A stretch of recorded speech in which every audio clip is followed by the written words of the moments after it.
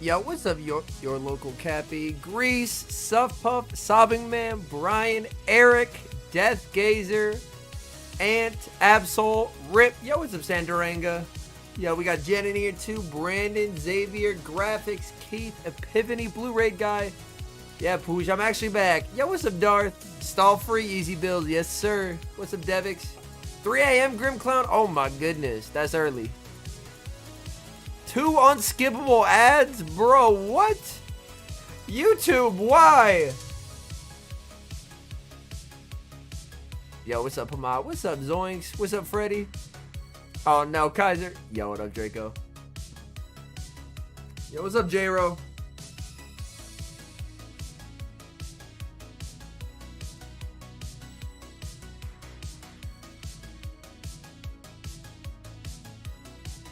Got level 44? Nice. Let's go.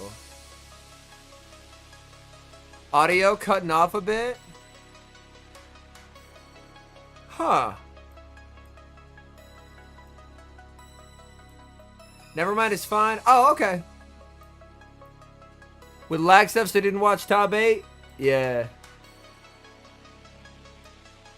I am feeling better, yes, thank you. Yes, hello.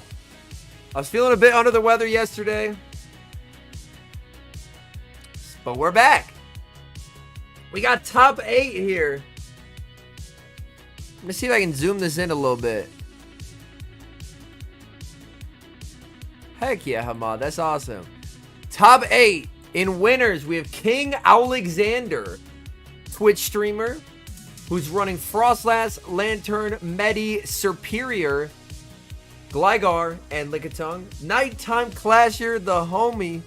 Another top 8. Running Lantern, Medicham, Shadow A/, Shadow Dragonite, Lickitung, and Shadow Venusaur. SJ running Swampert, the Umbreon, Frostlass, Shadow Gligar, Medicham, and Lickitung. We have Teddy Bear, who has Shadow Zard, Medi, Shadow Venu, Lickitung, Mandy, and Shadow A/. Kimi Sui making a reappearance in the top 8. Rocking Galarian Stunfisk, a bit of a surprise. Umbreon, Lantern, Shadow Dragonite, Medi, and the Superior. So no Lickitung on Kimi Sui's team. We have Uzoku, who's running Frostlass, Reggie, Licky, Medicham, Swampert, and the Gligar. Rockhaven, who has a Superior, Shadow A/. Yo, what's up, Drade? Yeah, Ajeev I'm a bit surprised. But yeah, so Rockhaven, Superior, Shadow A/, Sableye, Licky, Medi, and Chad, that's a Carbink. This is the first top 8 for a Carbink, chat. Carbink has not top cut before. So we have a top cut Carbink in losers. And Rise with Shadow Zard, Reggie, Medi, Licky, Shadow A9, and regular Swampert. So that is a first there. A first top cut for Carbink. A bit of a surprise. Carbink has not done well in these regionals. But a Carbink in top 8 is interesting. But as we take a look at the teams, we have Medicham on all 8. Lickitung on 7 of 8. So those are kind of just the new staples on every single team.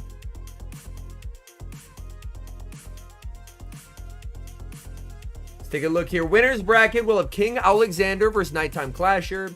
S. James versus Teddy Bear. Losers, we have Kimi Sui versus Uzoku. And Rockhaven versus Rise. NA Regional Champions. Look at all these regionals, chat. If you're curious about, is there a regional near me? This seems kind of fun. Look at all these regionals as I go back and pause it for a sec. Pittsburgh, Peoria, Sacramento, Toronto, San Antonio, Portland, Charlotte, Knoxville, Vancouver, Orlando, Indianapolis, and Los Angeles. So there's a lot of regional championships in the US. There's a lot of them. That's awesome, Dirk.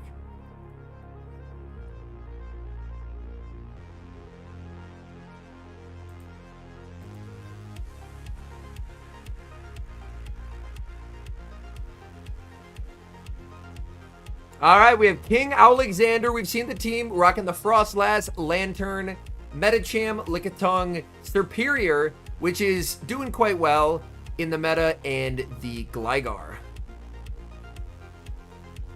Let's go, Dirk.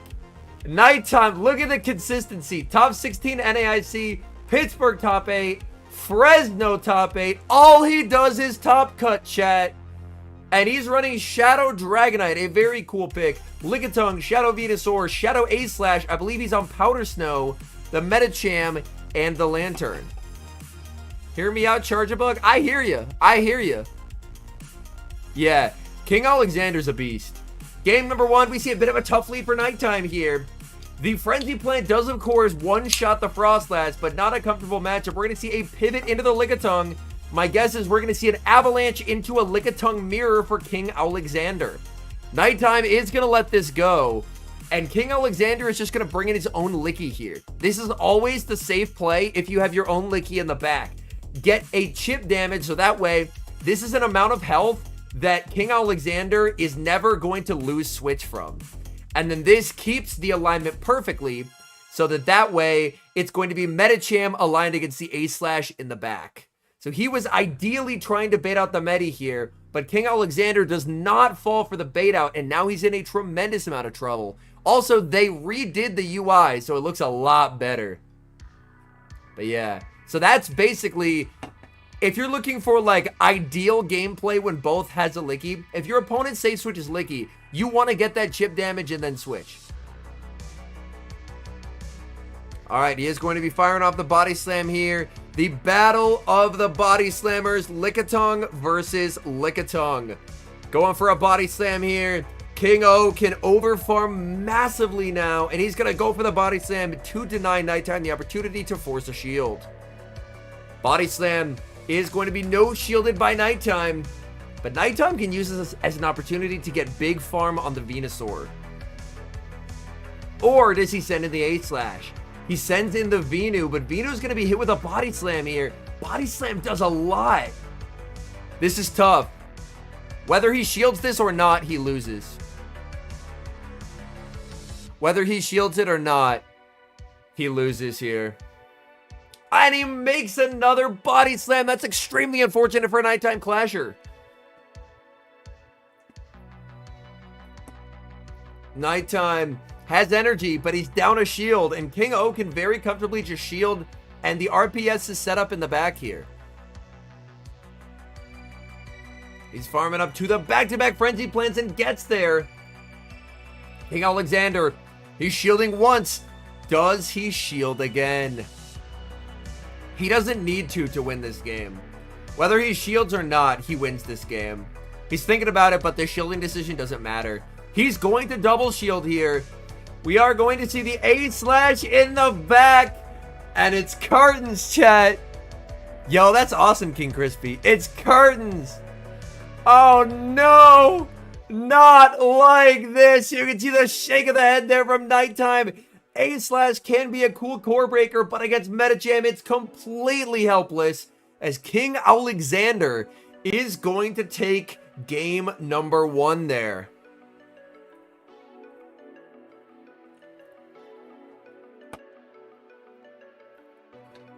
And A-Slash does have a lot of play into King O's team, but if it gets on the Medi, it's just game. Yo, what's up, Matt? Looks like they're about locked in for game number 2 here, chat. Game number 2, we see Medi into Lantern. Pretty neutral lead. We see he benched the A-Slash. Instead, we have dueling Lickies and a Frostlass and, oh boy, a Frostlass and a Venusaur. My Go Battle weekend was great. Yo, what's up, Tina? I got, I think, 900k dust and a bunch of rare XLs.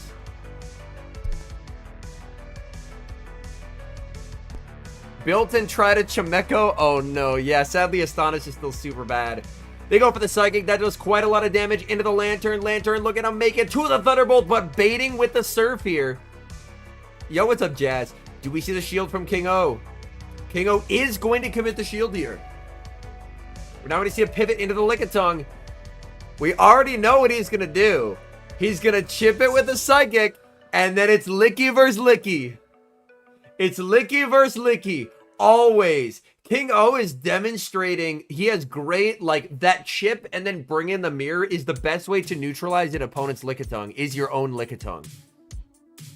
So King O is doing a very, very nice job of it. However, that Venusaur in the back is a bit problematic for King Alexander. That Venusaur up energy and up a shield is very uncomfortable. Like, if he can properly leverage the energy lead here, this could get interesting.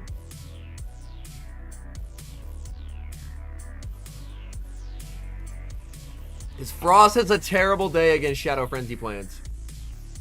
He's going for the Power Whip here. Power Whip does do slightly more. He wants to guarantee the KO. Nighttime Clasher lets it through, and KO it does.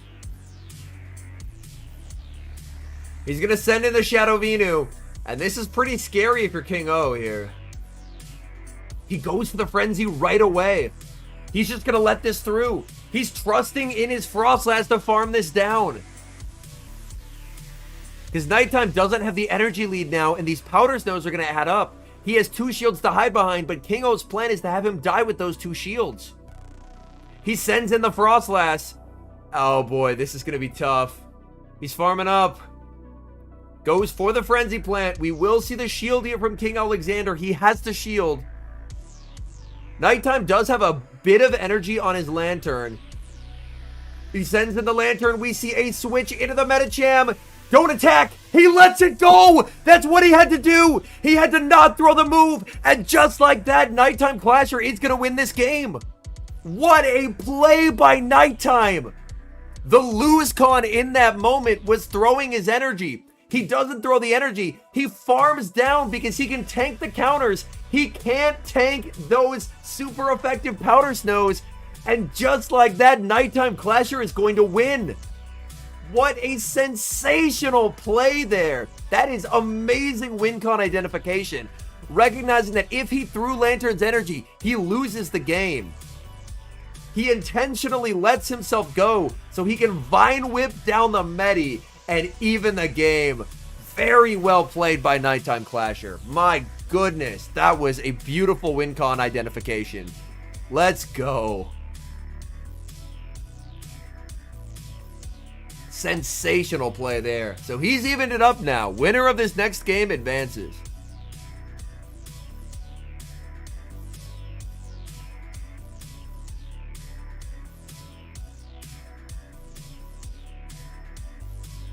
All right, they're thinking about it, chat. Game number 3, we see Lickitung into the Medicham. I believe so. Your local Cappy, yes. Wing attack, Jessica. Wing attack for sure. And now we have the battle of Medichams. But Nighttime is not running Psychic. He's running Dynamic Punch. So the question is Nighttime running a Medi Slayer Medicham? Yo, that's awesome, Hans. Good stuff, dude. Good stuff. By throwing first, they are now even in terms of energy. But of course, having Psychic versus not having Psychic makes it a bit uncomfortable. Because Dynamic doesn't KO here. Yo, what's up, Sheep? He's going for the Ice Punch and the no shield from Nighttime. But here's the thing. Dynamic doesn't KO, I don't believe. It's close, but I think Medi lives this. And it does. Medi with the survive. Nighttime gets the Ice Punch with a fraction of HP. Is King O willing to shield here, or does he let it go? He shields. Is he at 1 HP? No! The Medicham has more than 1 HP. He brings in Licky. And King O is going to pivot into his own Licky, but this sets up Venusaur and a Gligar in the back. Yo, what's up, Leo? Hey, that's awesome, 17. Heck yeah. The thing is, if Nighttime can get shields down, Venu can handle it, but he banked an Ice Punch on the Medicham. He banked an Ice Punch on the Medicham. Yo, what's up, Neo?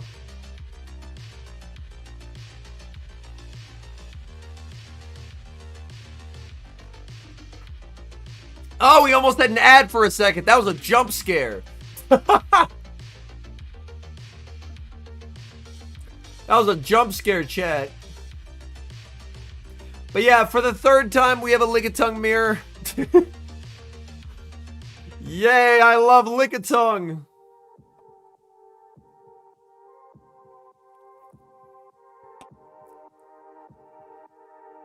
Nah, that was on my screen too. I was like, bro, what?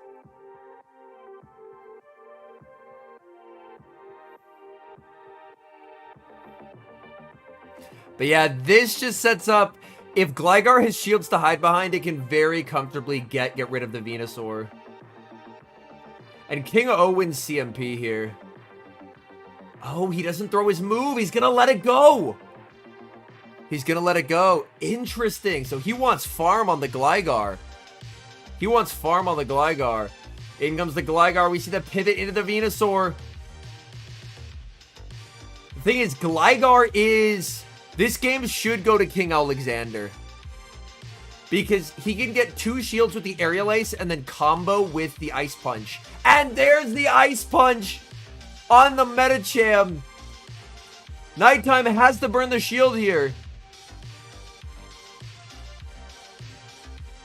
And it's going to be a CMP tie here. Yup. So that's a win for King Alexander. Able to leverage the energy he saved by pivoting into the Lickitung. And King Alexander is able to take it. So King Alexander will advance to the winners finals, and Nighttime Clasher, unfortunately, is going to be dropped to the lower bracket here. You see the shake of the head from Nighttime. He knows, unfortunately, it is going to be over. So well done there by King Alexander, being able to successfully leverage Lickitung in all 3 games, as we saw a lot of Lickitung mirrors. So King Alexander is going to move on.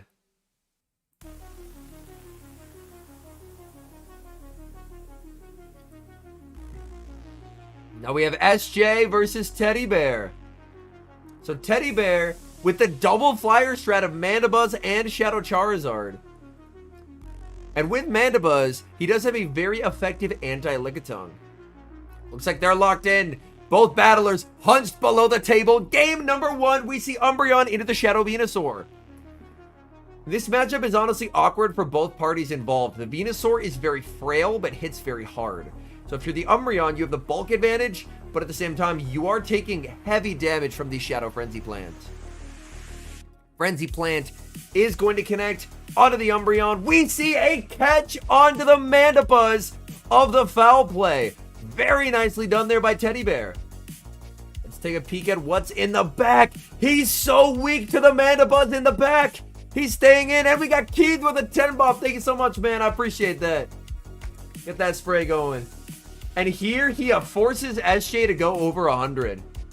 Like, SJ just went over 100 there. SJ's gonna bank 100. Bring in the Medi. Okay. Teddy Bear looking to overfarm. He has Snarl, so he's doing basically no fast foot pressure. But thank you again, Keith. Much appreciated, man. But he can output a lot of damage with these Aerial Aces. And Mandibuzz is absurdly spammy. They do, Devi, yes. Going for the Aerial Ace. Aerial Ace will connect into the Medicham. Medicham going to throw after 1 or 4 counters. We will see thrown after 1 counter here. And the Mandibuzz can very easily tank this. The Mandibuzz can very easily tank this. He has a ton of energy on the Umbreon here. Medicham. Ooh, we see slightly inaccurate charge move timing there from the Mandibuzz. And we have MJ with the dono as well. Thank you so much, man. Much appreciated. This Mandibuzz is an issue. He's going to send in Lickitung. We see a pivot into the Venusaur, saving the Mandibuzz for later. And he's going to be going for the Frenzy Plant. Frenzy Plant hits for a ton of damage here. And we will see the shield from SJ. But SJ is at a very awkward spot. The Mandibuzz being alive, the Mandibuzz is very hard to get rid of. Yo, what's up, Stay Turned? He's going to no shield here. He will be able to withstand this damage. He's looking to make it to the Frenzy Plant and does. Do we see the double shield from SJ? We do. SJ keeping the Lickitung as healthy as he possibly can. Hoping that he's going to be able to bulk his way to victory. as Lickitung will be able to get the full farm down here of the Venusaur. He has 100 energy on his Umbreon, his energy on the Lickitung, energy everywhere. Can he fight back against the bulk of Teddy Bear's team? Teddy Bear is going to send in the Mandibuzz here, farming up, trying to make it to the Dark Pulse, and gets to the Dark Pulse. And Dark Pulse is the strongest move for Mandibuzz that it's running here. It's going to be hitting a lot harder than Aerial Ace. Dark Pulse connects, and that does some meaningful damage.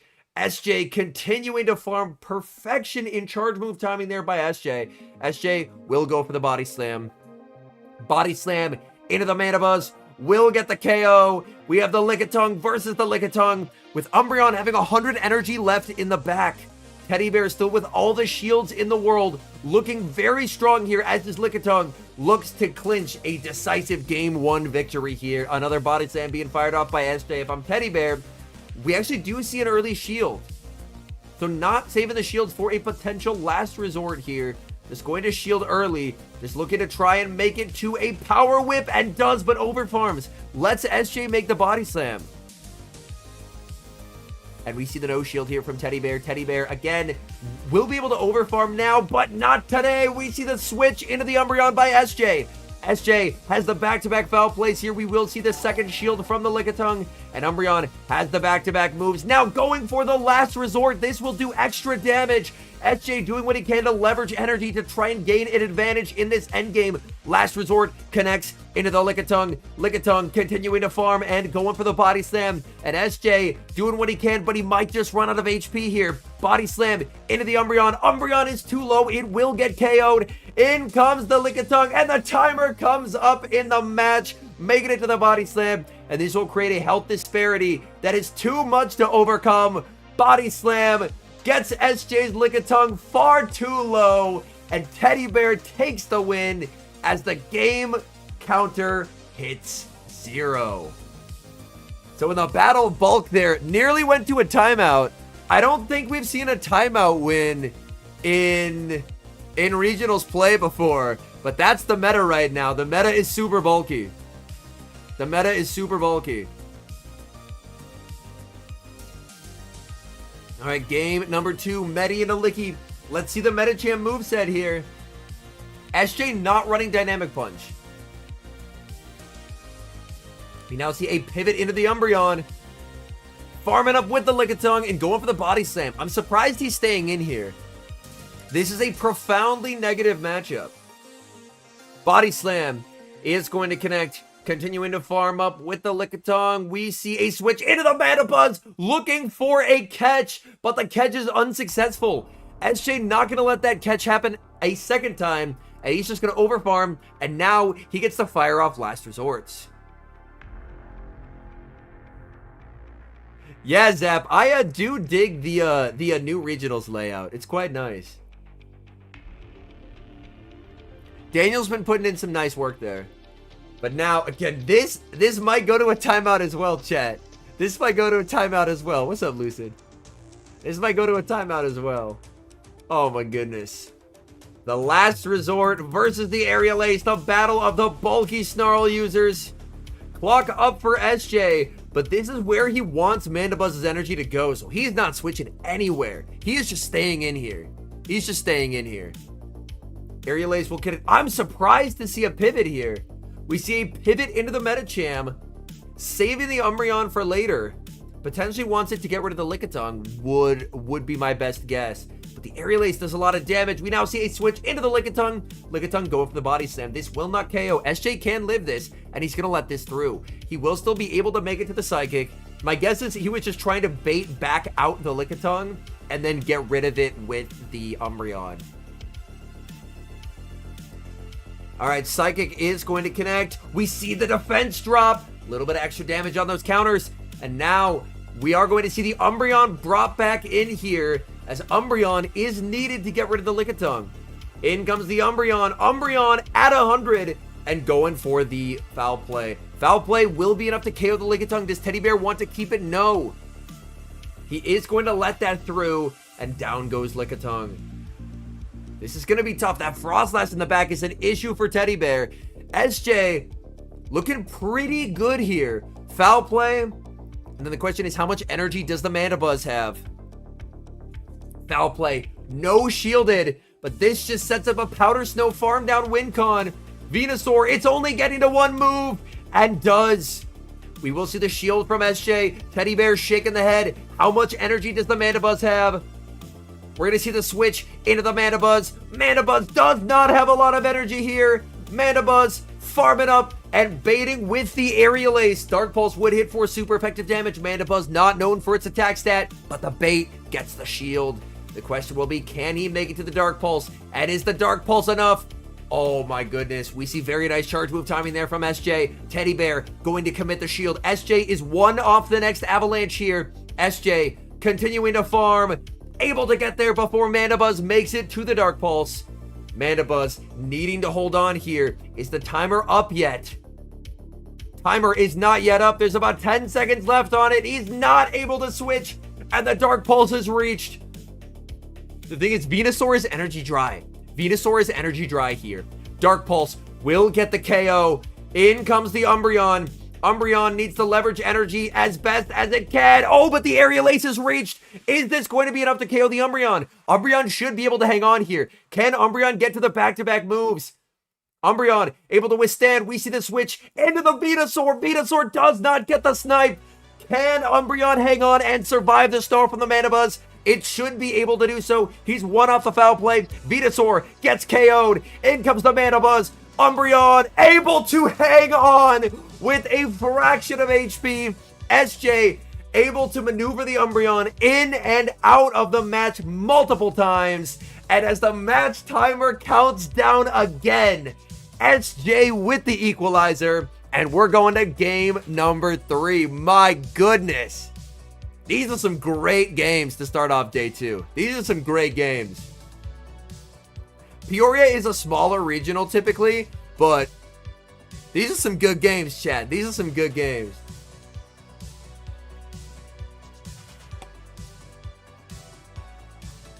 Yeah, SJ had, yeah, it is, yeah, like this season's meta is so bulk based.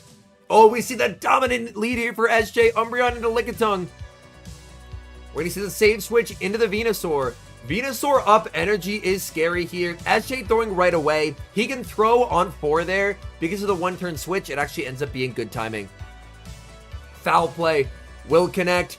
We now see the switch into the Frostlass. Can Frostlass farm down before the second Frenzy Plant? You can see there, SJ not looking particularly happy with how this is going. Is Venu going to make the other Frenzy Plant? This is going to be extremely close, and it does!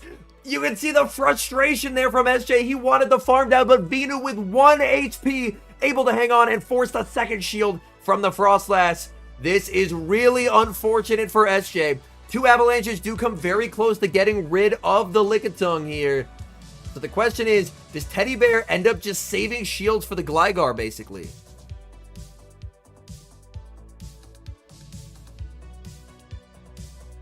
Alright, continuing to farm with the Frostlass. Again, this doesn't KO, but it does a lot.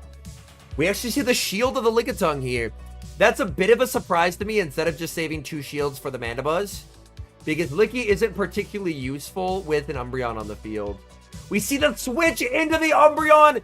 SJ with the catch, saving the Frostlass for later. Anticipating a potential Mandibuzz. And the thing is, Teddy Bear basically going to have to switch here. Can he make the foul play catch? He did it once before. Continuing to farm. Gets the catch, but SJ predicted it. SJ predicting the catch. Going for the last resort. Oh my goodness. SJ said, you are never making that catch again. That catch happened once. He said, not today. Not today. Going for the last resort. Anticipating the catch. Beautifully done there by SJ, as SJ looks to be in the driver's seat of this match. Again, these bulky dark types cannot avoid each other. Match after match, we see the battle of the Snarl users, Mandibuzz versus Umbreon. Aerial Ace connects into the Umbreon. Umbreon returning fire with the last resort. There is still the Frostlass. The Frostlass has a small amount of energy, and Frostlass should be on its 5 cycle. We see an actual pivot into Gligar here, saving the Umbreon for later. The desyncing of the timers by SJ has been amazing in these matches. Dark Pulse does a lot of damage into the Shadow Gligar. Gligar has the Aerial Ace and goes for it. And that could potentially force a shield from Teddy Bear, and it does. Teddy Bear has energy. He's going for the Dark Pulse. This will do a lot of damage, but it will not KO the Gligar. Do we see the switch into Lickitung to try and go for a Lick Farm Down? Here we do. Lickitung not going to go for the Farm Down, instead going for the Body Slam. Again, the constant desyncing of timers. And we are going to see the Body Slam. Body Slam is going to get the KO. Back in comes the Frost Blast. Frost Blast is able to outpace the energy stored from earlier, and SJ has managed to play his way around a somewhat difficult situation here in the mid game, saving the Mandibuzz, and now SJ is going to advance. He had a great lead, but the mid game was looking a little rough there with 2-shield Mandibuzz. He saves the Frost Blast, makes a beautiful catch back onto the Umbreon, and just beautifully done by SJ. SJ with the game of his life to survive and advance. My goodness.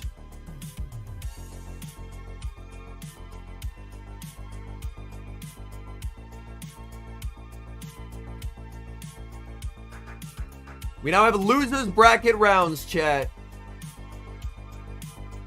We have Kimmy, who we know, Shadow D-Knight, Medi, Serp, no Lickitung, but running G-Fisk, Umbreon, and the Lantern. And then we have Uzoku, who's running Lickitung, Frostlass, Medicham, Registeel. Honestly, Registeel a bit of a surprise. The Swampert, and the regular Gligar. And we have Kevin Saludaris in the back. All right, it looks like it was the match started in progress. Looks like it was a good lead for Kimmy, leading Umbreon, my guess is into either Frostlass or Lickitung. He stays in to chip the Medicham, and now he sends in Water Gun Lantern.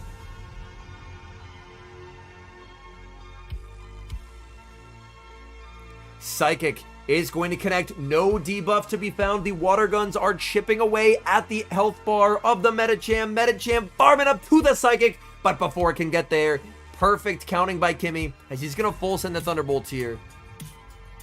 Thunderbolt into the Medicham. Will not get the KO, but the Water Gun after does, denying the Psychic. And now we have Lickitung going up against the Lantern.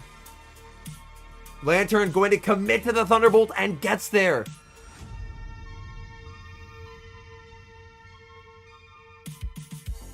Hans, it can depend based on the Medi IVs.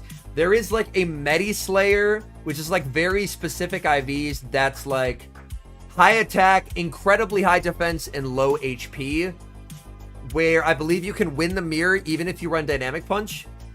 So it can depend a lot on which Medi IVs as to whether Dynamic Punch or Psychic is better. I have a Mirror Slayer, but I haven't built it yet. Because it's 500k dust that I don't want to spend on a second Medicham. Yeah, Gligar's amazing, CB, yes. Now the Dig got buffed and Aerial Ace got buffed. Umbreon continuing to farm. Umbreon taking a lot of damage from the Lickitung here.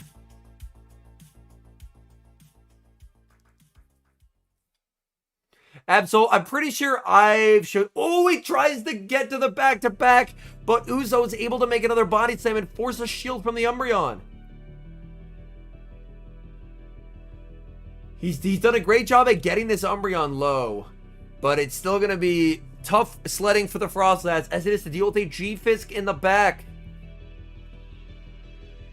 So HP is, and we see a switch into the Stunfisk, not able to get the snipe. And now it's Frostlass in the back. Frostlass up a shield, though. Frostlass up a shield is going to be a bit interesting. We see the immediate no shield here, calling that it's not going to be the Earthquake.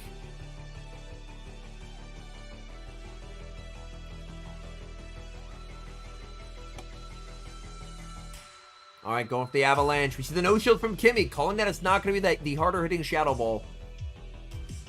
Avalanche will connect. Going for the rock slide. We will see the shield from Uzo.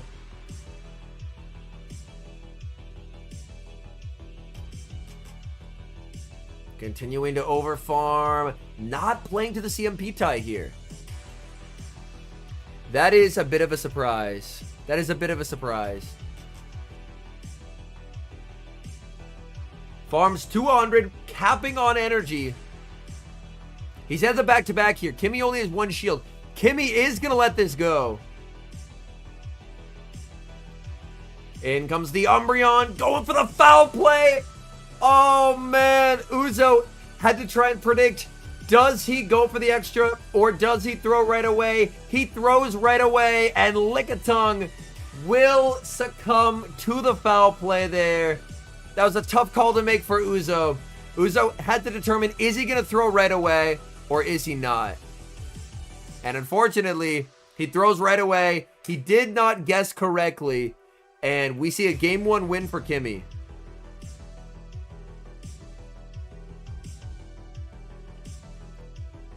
Absol, mine is very similar IVs to that, but different. Mine is extremely similar IVs to that, though.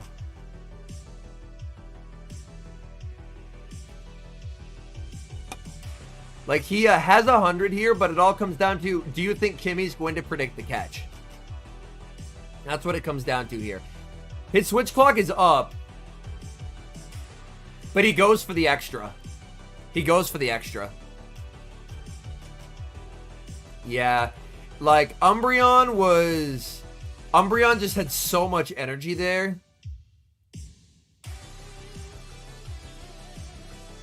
Oh, and the Umbreon finds its target in game number 2.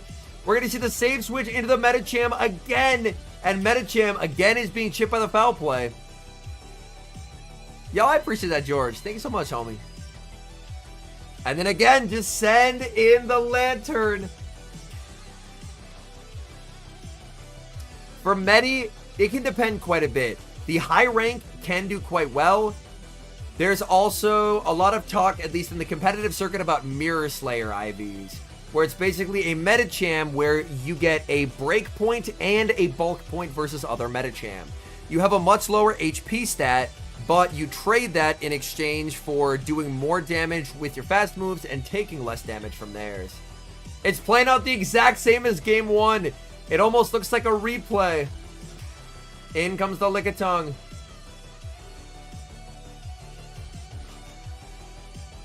We actually see a serve thrown this time.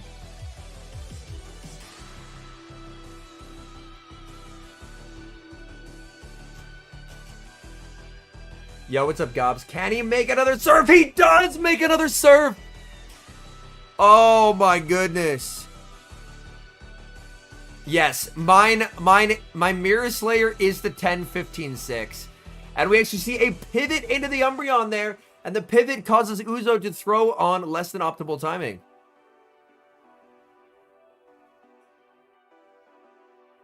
But yeah, Umbreon into the Licky Frost combination is just thoroughly miserable. Yo, that's awesome, Pirate King Wings. Very nice charge move timing here from Uzo. Let's go. But yeah, it would actually be exactly 500,000 Stardust to build my Mirror Slayer. And I'm like, really? Is that really what I'm dropping half a mil dust on? Yeah, you can typically tell by the HP if it's a Mirror Slayer. In comes the Frostlass.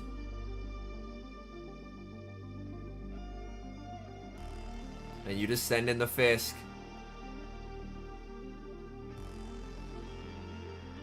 Going for the Rock Slide.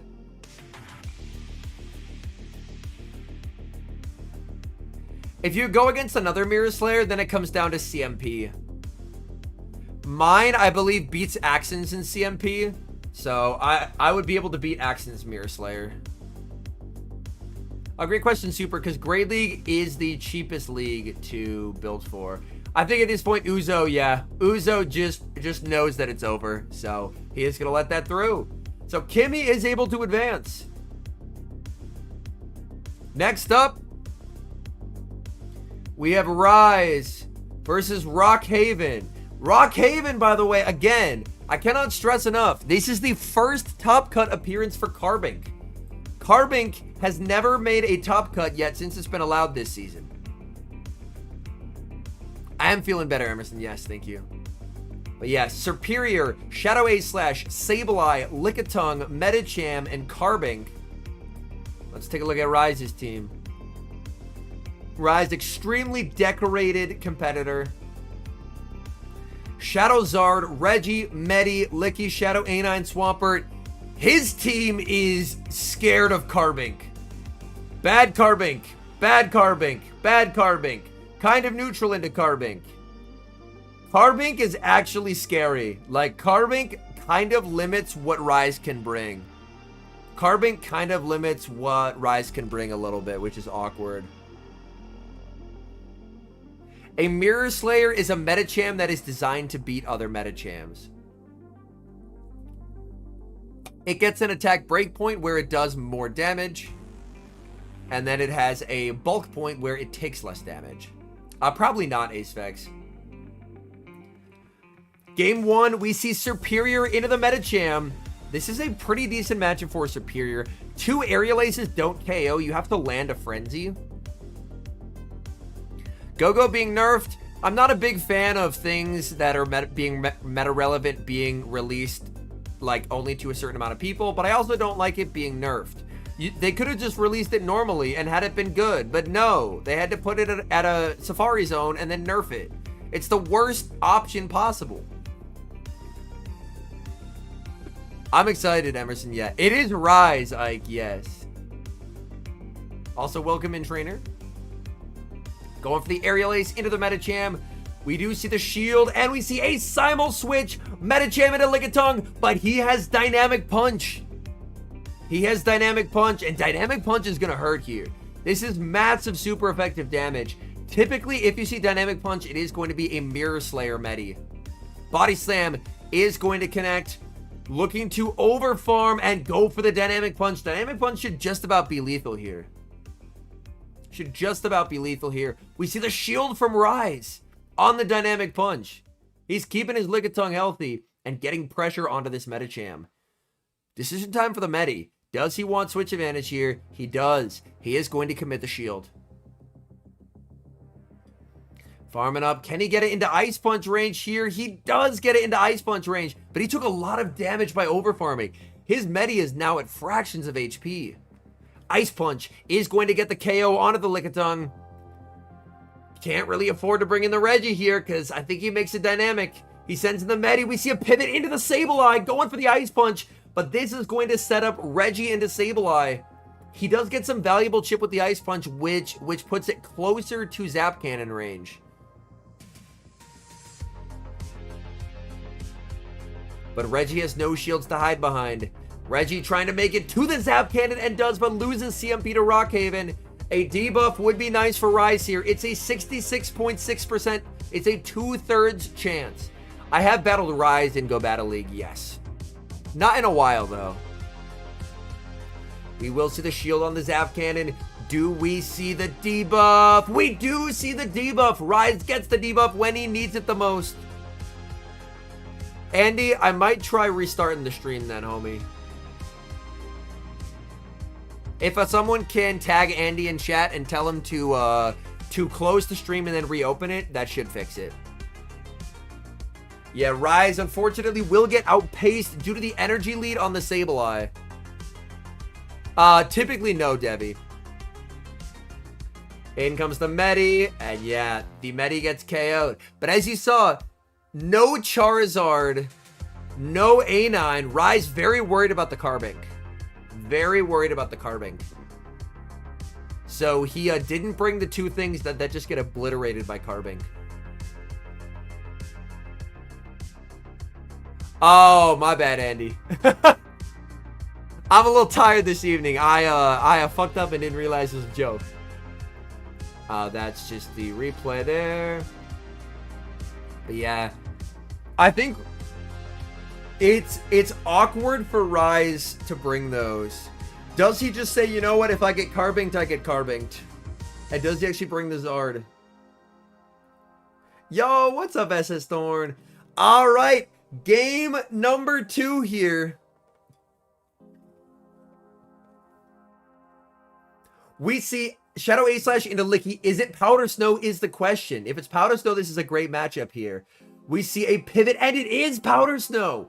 So he save switches into the Reggie, and as we see Rise seeing ghosts a little bit when it comes to the Carbink, keeping the Ninetales and the Charizard firmly benched, and Rockhaven just not bringing the Carbink whatsoever.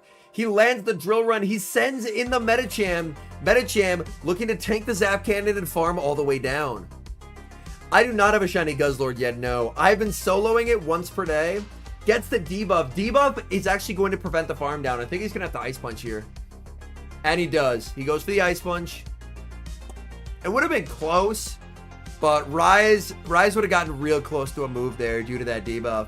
We will see that get the KO. Medi into Medi. But now Rockhaven knows the whole team. He's farming up. He's going for the Ice Punch.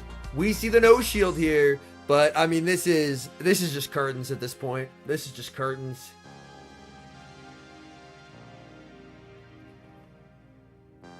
He continues to overfarm. He's going for the Dynamic Punch. We see the no shield from Rise.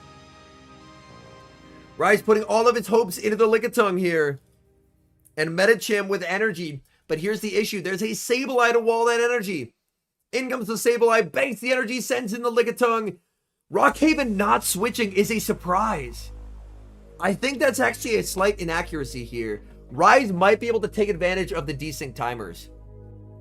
He's going for the foul play first, but this sets up the potential. But, oh, you know what Rise's issue is? Rise is at 100. So even if Rise can counter down, Rise doesn't get any extra energy from it.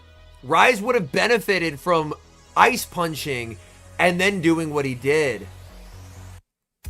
Because even if the clocks can get misaligned, he's at 100, so he either has to throw a move or just keep going over 100, which is really rough for him. Going for the Ice Punch here, knowing that Rise has to shield the Licky if he wants to win the game.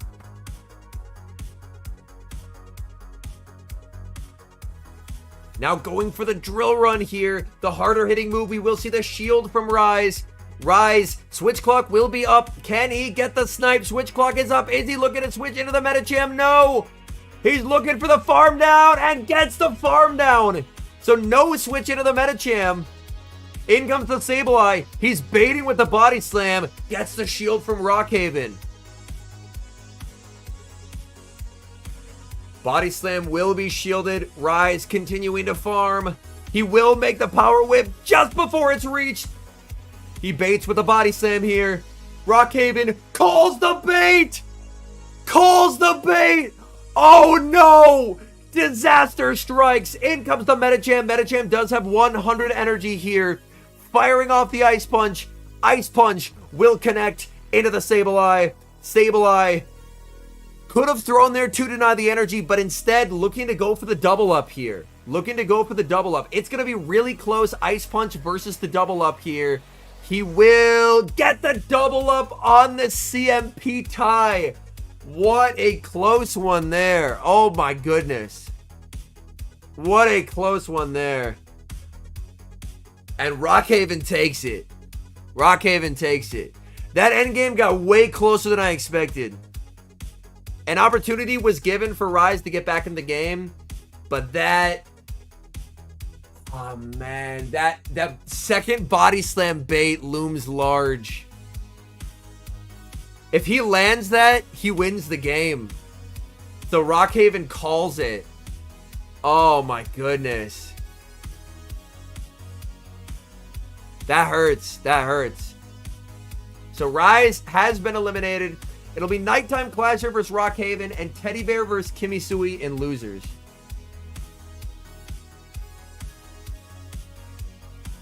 All right, Teddy Bear versus Kimisui. Do we see the Dragonite make an appearance, chat?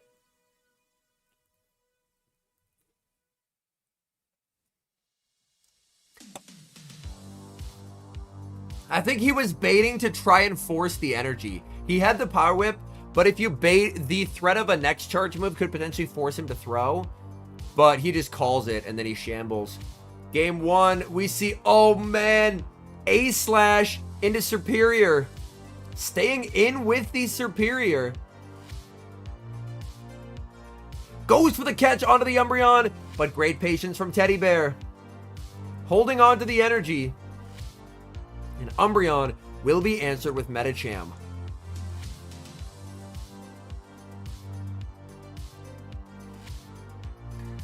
Thorn says, if opponent shielded the power whip, he could say, oh, that's fair. Yeah.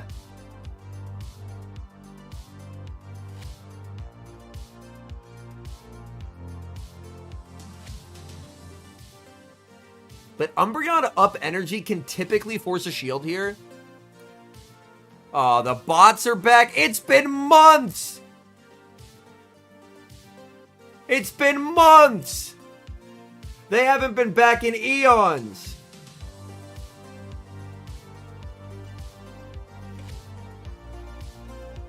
But yeah, Medi typically has to go down a shield due to the Umbreon energy advantage. He's zero bubbling here. He wants an extra counter out of it. Yo, what's up, Ty? Gets 2 extra counters out of it. Okay.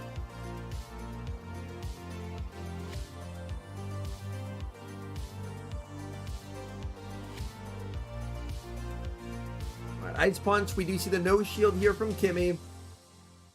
Kimmy has energy on Serp, which is pretty useful. Trying to make it to the Psychic and does. Psychic doesn't KO. It does a solid amount, though. Kimmy's going to let it go. Kimmy taking a lot of damage here. All right. Going to leave with a ton of energy on the Medi, though.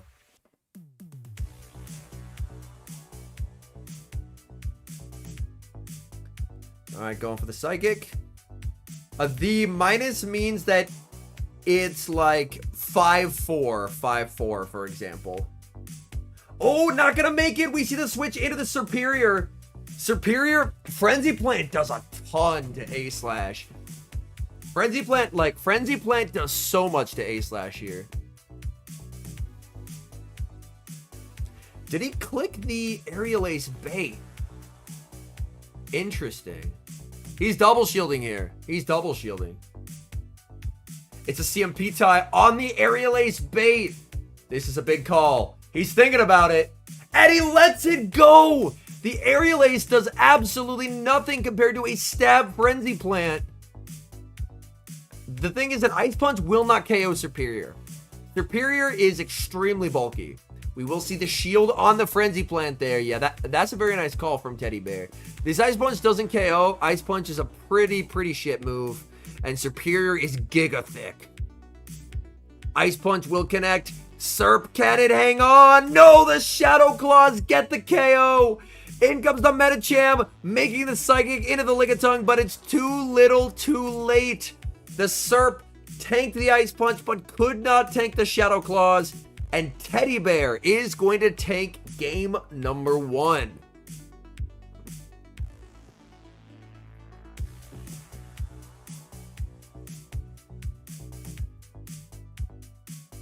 All right. Oh, game number 2. Shadow A/ into Shadow Dragonite. Gonna stay in this matchup because it's now Powder Snow potentially look to catch. Goes for the catch on 5. But we see great patience. Teddy Bear not gonna fall for that catch. And again, it's Umbreon onto the Medicham here. And Kimmy with the Medi in the back. So same line as last game for Kimmy, but instead of the Superior, he now has the Shadow Dragonite.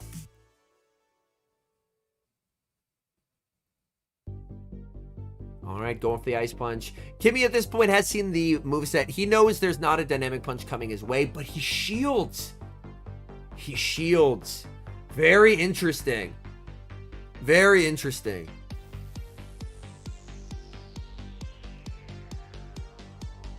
Yeah, the Aerial Ace bait only helps, I believe, if you bait twice, if I'm not mistaken. The double shield!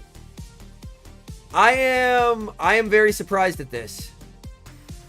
I am extremely surprised at a double shield. from Kimmy.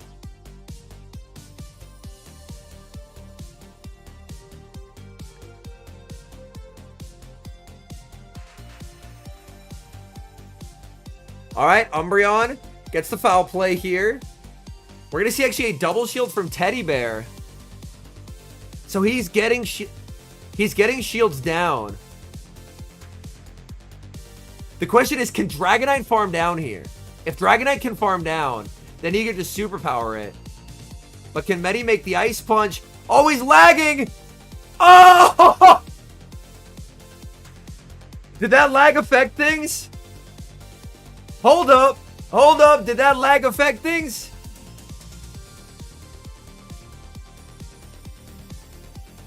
Mod check. The Dragonite froze there for a little bit.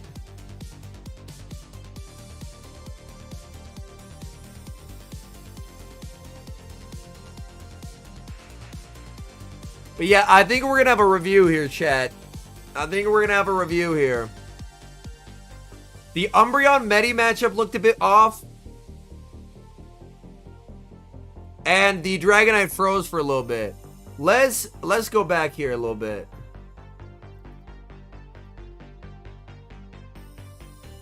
It wasn't this one. It wasn't this one.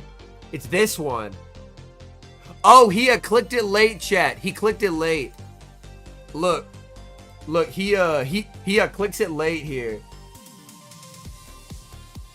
Yeah, he 100% clicked it late. You can see the press. The press is late. Yeah. But this is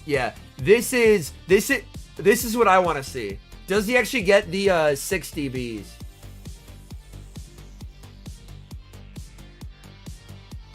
I'm gonna have to watch the bar. I'm gonna have to watch the bar here. Hold on.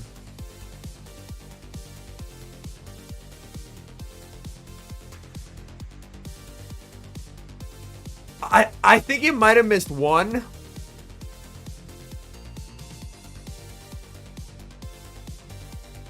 I think, yeah. Draco says it looked like 5 to me. It looked like 5 to me as well.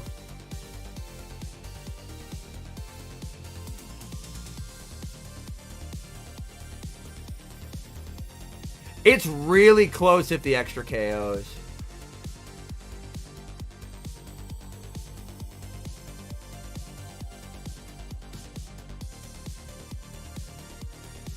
Like, man.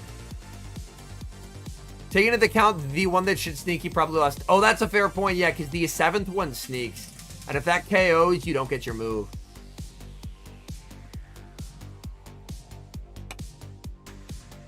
Really?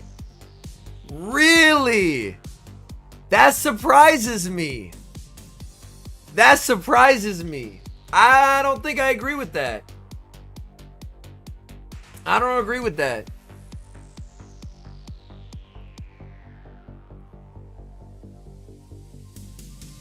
I don't agree with that call.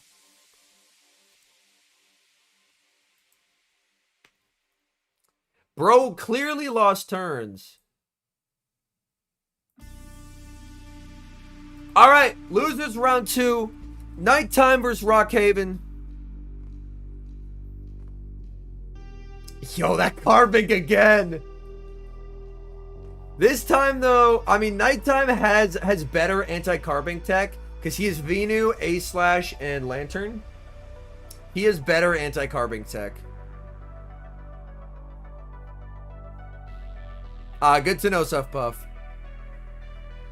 Yeah, you, like, if someone makes a call, you can challenge the ruling to, like, the head judge. Alright, I know Nighttime has Powder Snow. They're both Powder Snow. Nighttime wins CMP. That's super good for Nighttime. That's super good for Nighttime. My best guess is Rockhaven will try and catch out of this matchup. Yo, what's up, BB? Welcome in, man. We are watching the Peoria Regional Championships, Day 2. We actually see aggro switch. Oh my! Into the Medicham. Met with the Lickitung, but this Medicham has dynamic punch, chat. May have wanted to go mirror there instead. He's just gonna let this go. Wow. There, he's better off, I think, committing. Nah, I don't think he gets the Power Whip. Like, Power Whip does more, but I don't think he gets there. It all depends if he lives this counter. Oh, he could have got there. Yo, what's up, Yatharth? What's up, Sharpshooter? But now he sends Medi into Medi. Ice Punch. Nighttime wins CMP. So Nighttime, if he's running... So, Nighttime has a pretty high attack Medi then if he's winning CMP over a Dynamic Punch Medi. In comes the Carbink, and it's a Rock Throw Carbink. It's a Rock Throw Carbink. So, they are both rocking the Mirror Slayer moveset.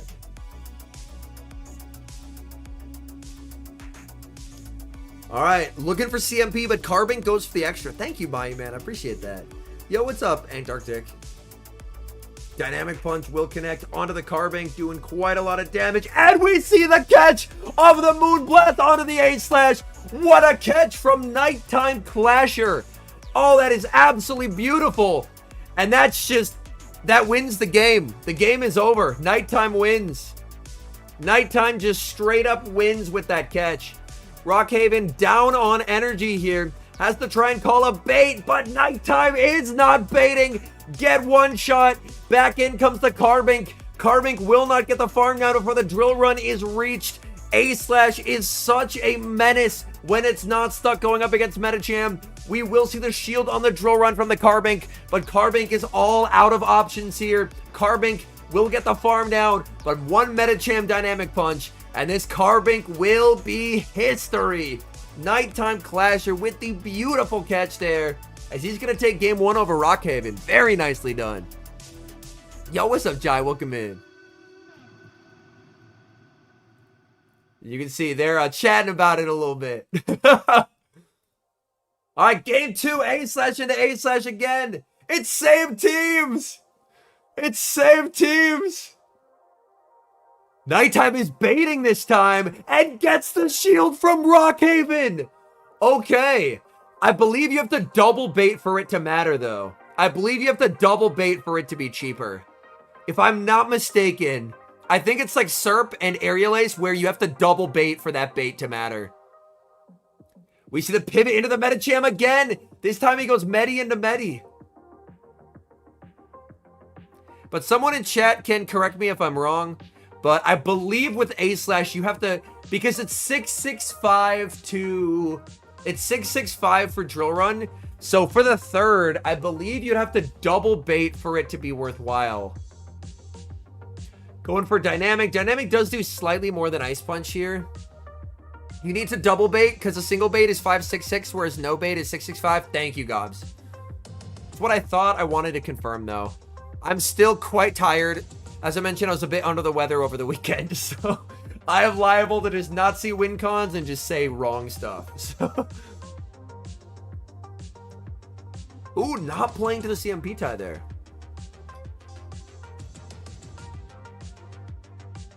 We will see the shield from Nighttime. Nighttime looking to overfarm quite a lot here. Goes for the Ice Punch, but it's caught on the Carbink.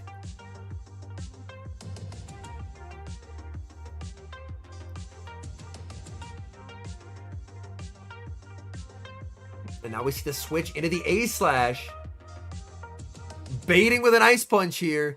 Yo, Jai with the Great League membership. Thank you so much, homie. And the bait is called by Rockhaven. Knowing that the bait only matters if it's a double bait, calls the bait. Oh my goodness. Oh man. Does he make the drill run? He does make the drill run. That should, I mean, this is super effective damage. Is he going to shield the Carbink here? No, he's going to let the Carbink go. Carbink barely able to hang on, but this just sets up farm. But Licky into Powder Snow A-Slash is not a good time for the Lickitung. In comes the Medi. Medi gets the farm down. Medi has so much energy here. In comes the A-Slash.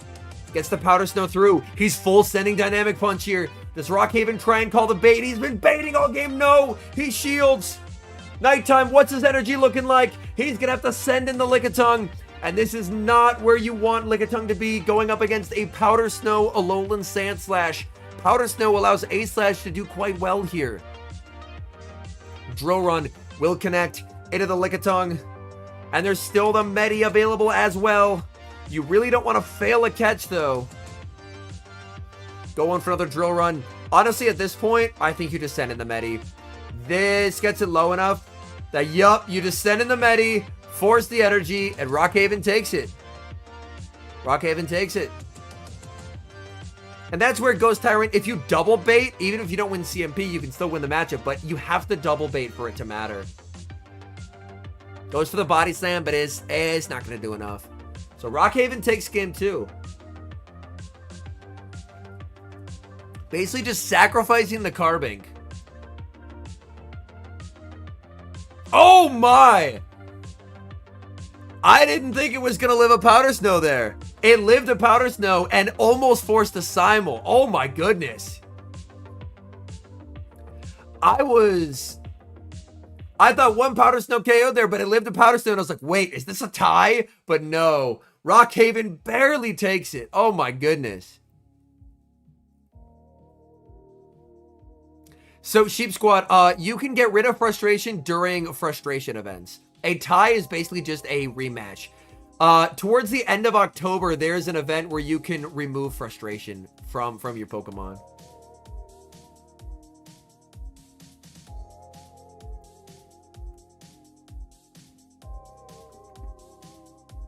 All right, game number 3. Oh, we see the Medi into the A-Slash. Oh my. We see the pivot into the Medi. He's now going to send in a Spark Lantern. Medicham farming up, going for the Dynamic Punch and winning CMP as Lantern makes it to the surf. It sounds like there will be new Shadows, Andrew, but we haven't got a confirmation on what those are yet. Some have been data mined, but sometimes they add stuff and they don't actually add it to the game. So we'll have to see. No one actually has confirmed information on that yet.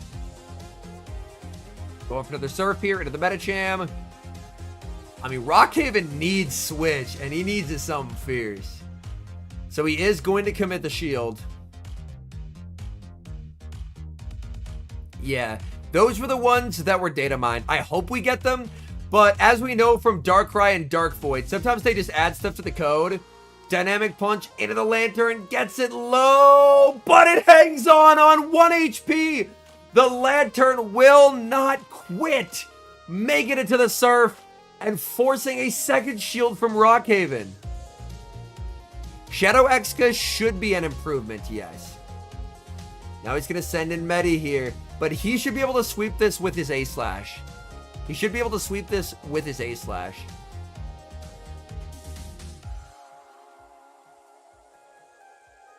Makes another Ice Punch, but he doesn't care.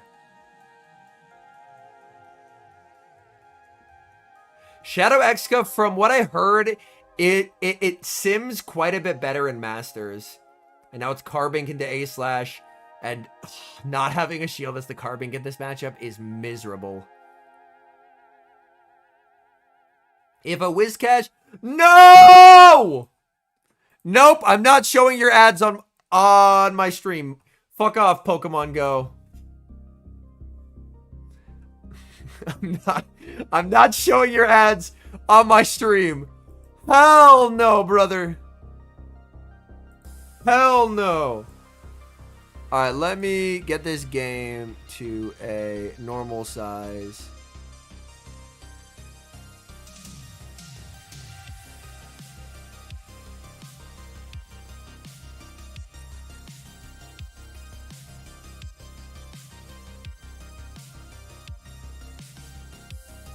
Alright, so we're going back to here for a little bit. But yeah, I started Go Battle Weekend at 3.7k or 3.6, one of the two. So I'm up almost a mil Stardust. And I actually have a lot of rare XLs now. Look at that. Beasted on those rare XLs. Alright, and we're back.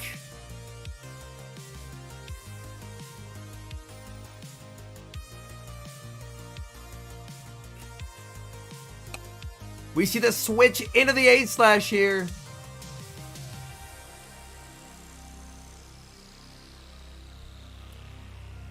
That does quite a lot of damage, but the Powder Snows, of course, do absolutely nothing.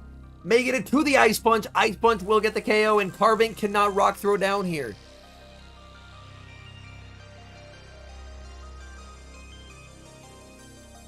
What's getting 50? That's a great question. I'm debating 50ing my Mirror Slayer Metacham, and he's at the back-to-back, but loses CMP to the A-slash. So Rockhaven's run in the tournament is done. And Nighttime Clasher advances.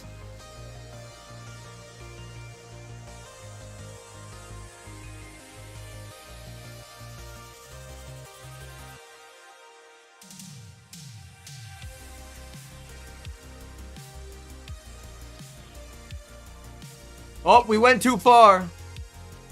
Now, Rare XL probably Solgaleo. Nice, that's awesome, Minkle. Oh, there's a little fly hopping through here. Shadow Onyx from Grunts? I'm not sure. Yeah, Nighttime Clasher been cooking. But yeah, we got Teddy Bear and Nighttime Clasher. Will we ever see the Dragonite from Nighttime Clasher? Game number 1.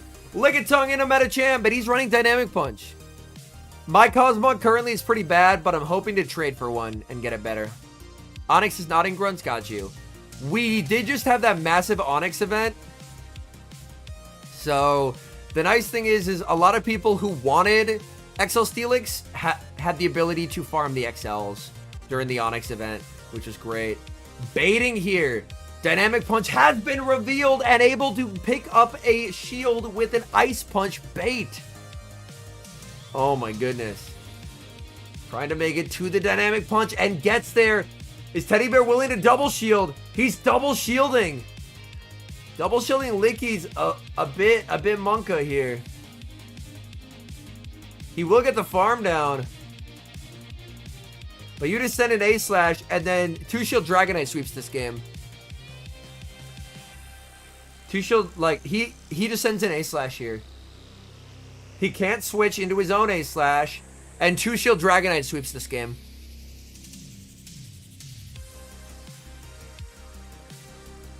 Oh, got you, A-slider. Yeah.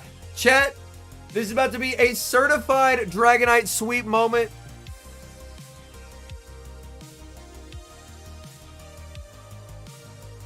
Although, does Teddy Bear have Powder Snow? I can't remember if Teddy Bear is Powder Snow. If Teddy Bear is Powder Snow, this could be a bit Monka. He has Shadow Claw! That's what I thought! That's what I thought, chat! That's what I thought! He has Powder Snow! He doesn't have Powder Snow, he has Shadow Claw! And he wins! Nah, bro! Nah! He wins! Bro! Bro! No shot! He waved! What the fuck? Nah, dude! Bye! Dog!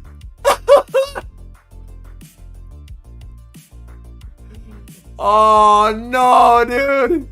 Holy shit! Nighttime Clasher, you Giga Chad! Holy shit! Is it bad form to DM and be like, yo, get on stream right now? People are loving your damn BM.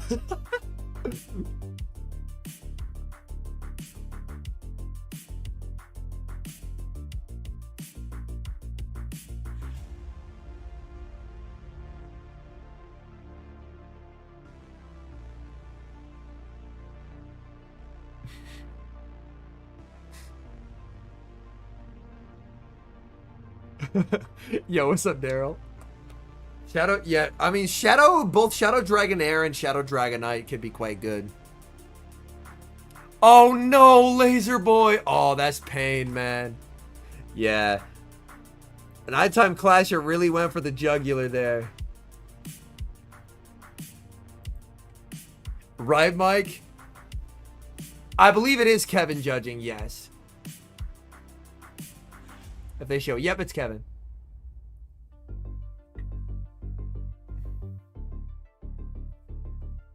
Ah, that's the replay. Okay.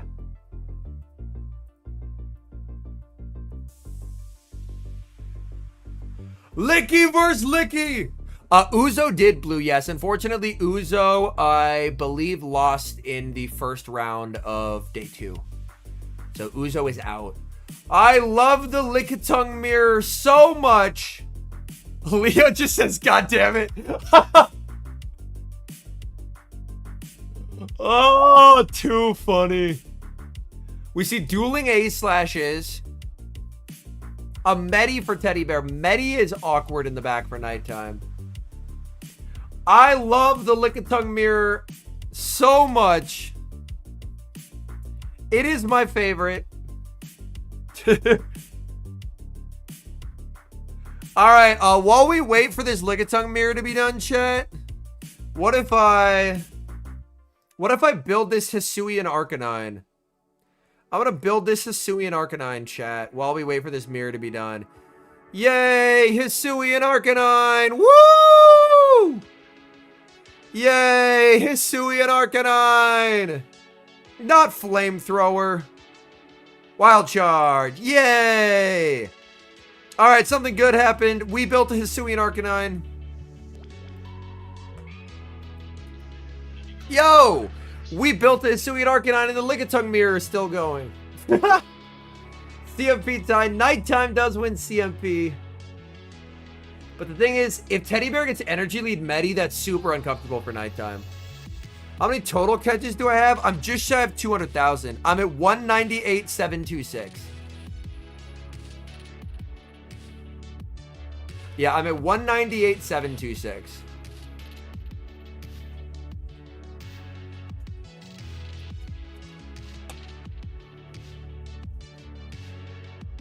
We see a no shield here. That's a bit of a ballsy no shield from nighttime considering he has A slash in the back. But the thing is, at this point, Teddy Bear should have this game won. Yeah, Teddy Bear should have this game won at this point. Goes for the Psychic. Does he try and call an Ice Punch? No, he shields it. Gets the debuff. Now going for the Surf. Oh, that's cool, Jazz. Surf will be no shielded. Does he switch here? No, he's behind on energy. He's behind on energy. GG's trainer. He didn't cue the switch, so he's behind. Yeah. And even baiting doesn't help it be faster here. Baiting, like, this is a safe shield for Teddy Bear. Baiting doesn't help him get ahead. Shielding an Ice Punch does nothing there. They should still be the same away. Oh, wait! I'm dumb. I'm dumb. It mattered, chat. It mattered. Sorry, I was distracted by the bots. It mattered. I stand corrected. Hold on, let's go back. It mattered. Let's go back. Let's go back. Let's go back. All right, sorry. I had to ban the bot real quick. So this bait actually does matter because it's not the 2 shield, it's the 1 shield. In the 1 shield, the bait matters. In the 1 shield, the bait matters. In the 2s, I don't think it matters.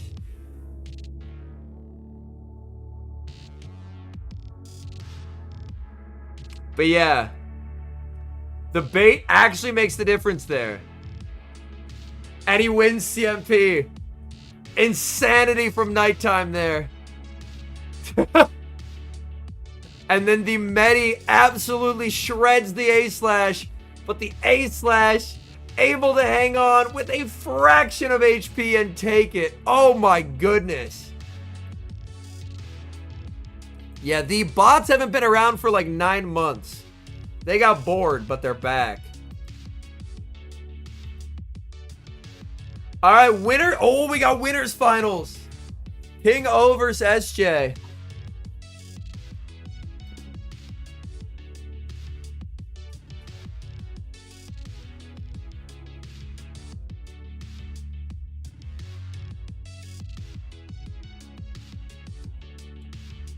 Got you, Ghost Tyrant.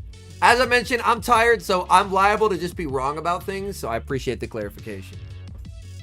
Hey, yo, Thor!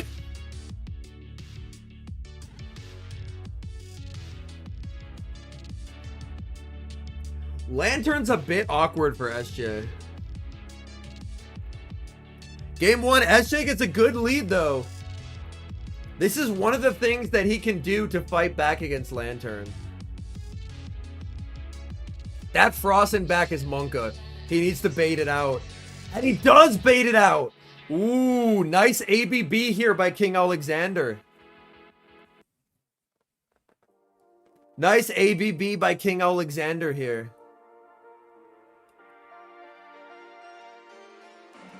Psychic connects.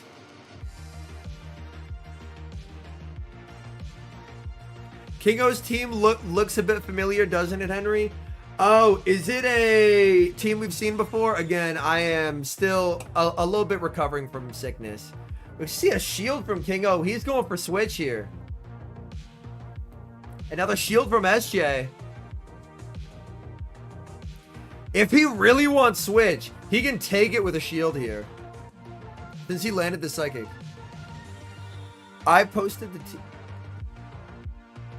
made a vid on it. Oh my god! What the fuck? I totally fucking didn't realize. Yeah. This fucking line of 3. I made a video on being like, yo, this team fucks. Bro, that's how y'all know I'm out of it. I totally forgot. I made a video on King O's damn line of 3 being like, yo, this team fucks. It's super meta and kind of boring, but it's really good. I am clueless. Jesus, man.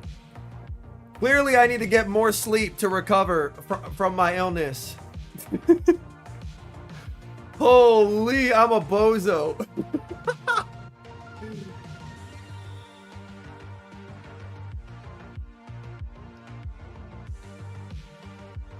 I'm a bozo, man. I'm pretty sure that I ran water gun blue. I'm pretty sure I ran water gun for Gligar. It's a very strong line. It's a very strong line. Going for the frenzy here. This does a lot of damage. SJ protecting the Licky. We now see the pivot into the Lantern. It has so much energy and it's not in Power Whip range. Going for the Surf here, knowing that a Bolt will not KO. Yeah, Gravity. Yeah, Gravity, the line of 3 that King O ran in game 1 is a line that I featured. And I am so out of it that I didn't recognize the line. Oh my goodness. We see it switch into the... This is KO? I think it doesn't KO. I think he lives this. I think he needed to last resort. It doesn't KO! He is able to make the Surf here. He's going for an undercharge. Can he get the water gun down? He lets the Umbreon KO him. He wants the energy. Serp, the Vine Whip KOs. Licky versus Serp. It's a race. Superior makes it to the Aerial Ace. This should do it.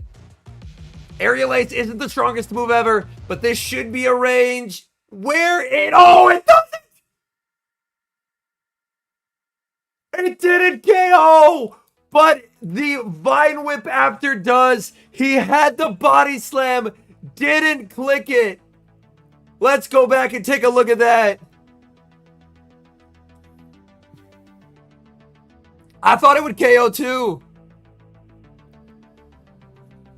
He just thinks it's over.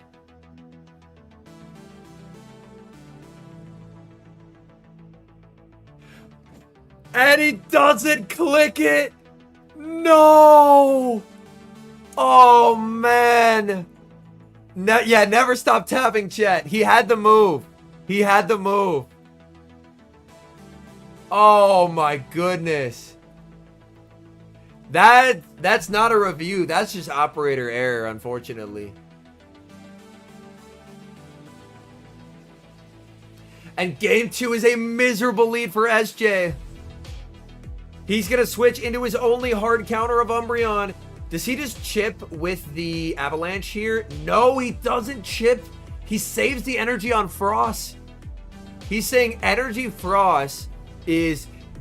he did Kit Kat, but he tapped it too late was the issue. He's saying, I don't care about switch. My energy lead Frostlass is too good into your team. And he's honestly right.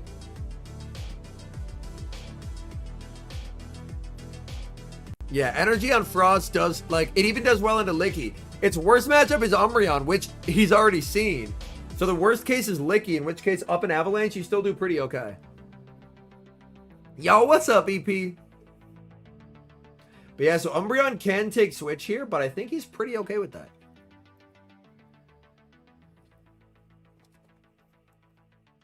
Is going to let this through. Do we see the last resort from SJ here?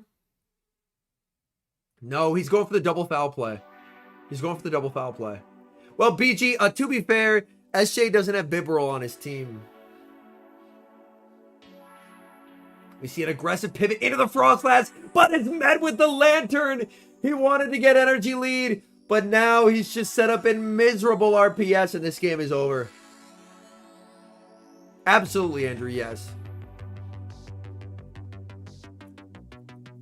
He knew he needed energy on his Frost, but it gets aligned against the Water Gun Lantern, and that's so miserable.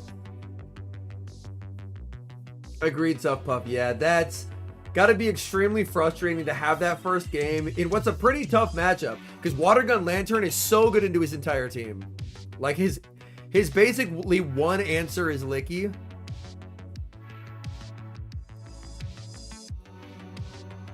Powder Snow down. Yup.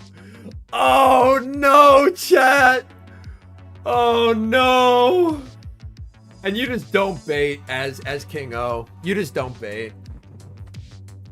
And he calls it because he knows it's over. Oh man. Brutal. Yeah, SJ's kicking himself right now.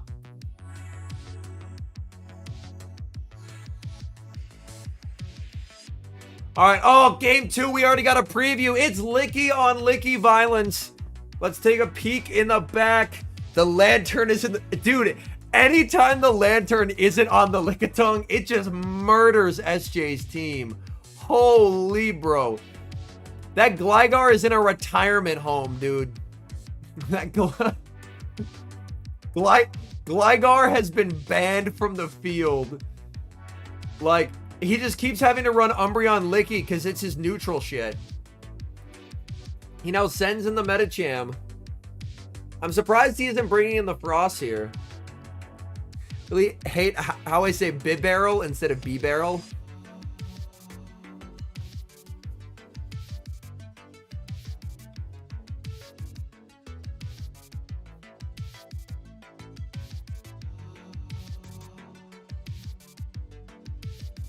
Yeah, I'm a bit surprised we aren't seeing a switch. Oh, we have Sentret in chat. Chat, has you or a Discord server that you love been Sentret 38421? If so, you may be entitled to compensation.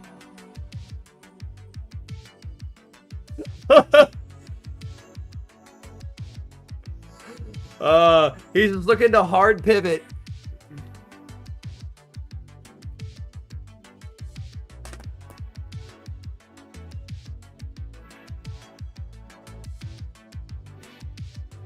I see from the people posting it that a lot of people have Leo's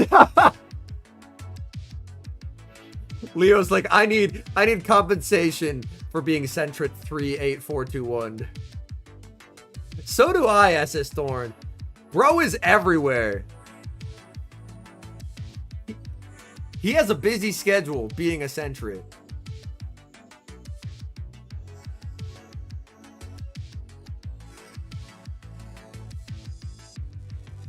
Oh no. My whole chat. Not like this. This doesn't KO. He can shield it if he wants to preserve HP, but this doesn't KO.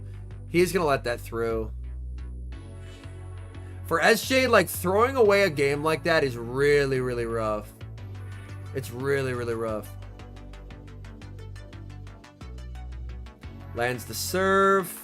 He can make another serve here before the foul play is reached. Doesn't go for it because it wouldn't KO.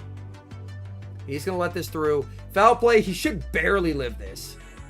He does barely live it. Can he make the bolt? He banks the bolt. And he sends in the Lickitung. This doesn't KO the Umbreon, though. Umbreon can tank it.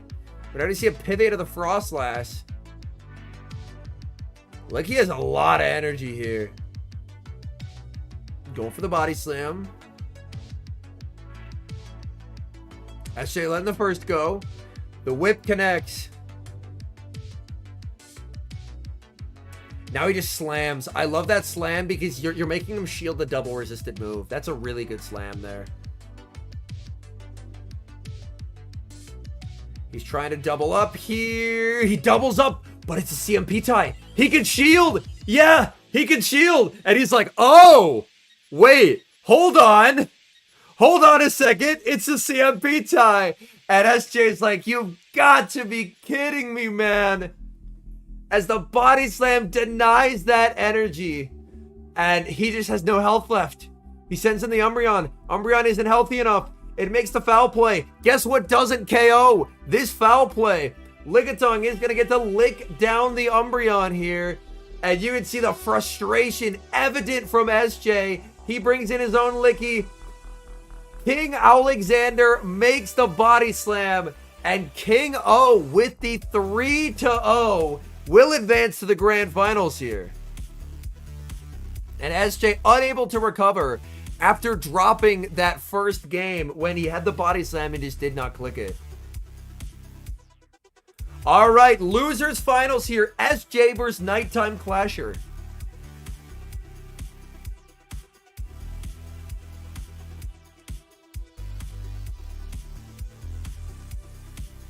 Game number 1. Medi into Frostlass. Great lead for SJ. We see a save switch into the Lantern. Lantern will make the surf before the Shadow Ball is reached. That's nicely done here by Nighttime, as this does not allow SJ to get a full sneak. And now that Frostlass is way more manageable, he banks the Frost Energy and sends in the Umbreon. Very interesting. And keep in mind, Nighttime is on Powder Snow, which does make the matchup into the Frostlass significantly worse for the A-Slash.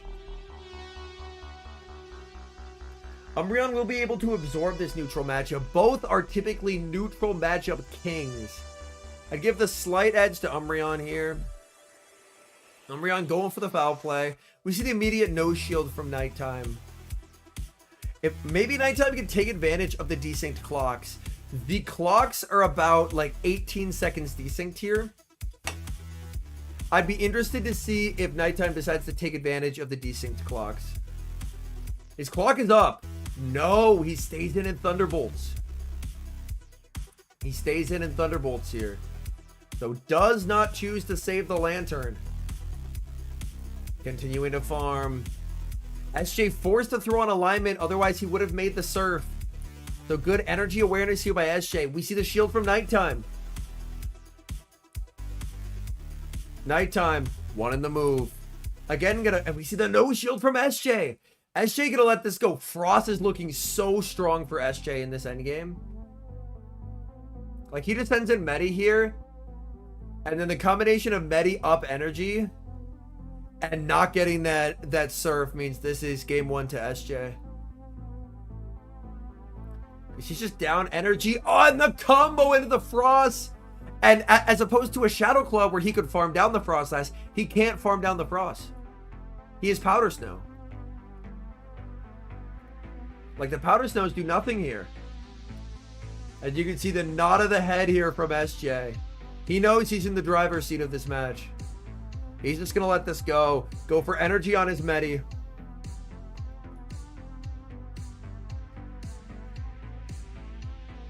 These counters absolutely obliterating the Sand Slash. He's committing the shield. We see a bit of a sigh of relief here from SJ, knowing that he is going to win this game number 1. Level 50 Guz and Masters. Unfortunately, due to its extremely low CP, it can't, like, it walls Mewtwo and it walls Giratina. Outside of that, it struggles against a lot of stuff. So it's like a fun pick, but I would not expect to win much, if at all, with it. But yeah, Psychic just does too much damage here, and he takes it. Because he can't reach Dynamic plus Ice Punch. So SJ, you can see the big sigh of relief there as he's able to win game 1. Yeah, Guz is anti-meta for Ultra, although in a Steelix meta, it's a lot harder to run.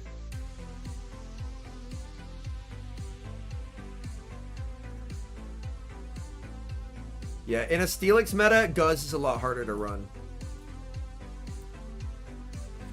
All right, we apparently arrived to a game in progress here. I wish they would have showed us the start of it. Lantern in a meta gym.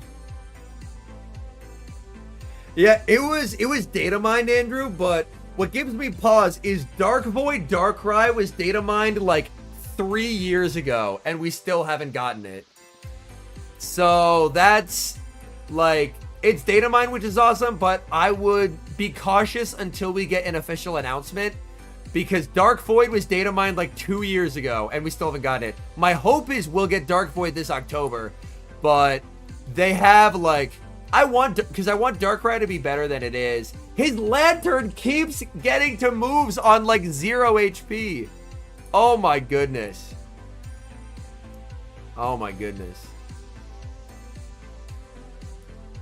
This week, some people will get enough cells for 100% Zygarde. Holy, bro. Am I for a Sinnoh Tour. Got you.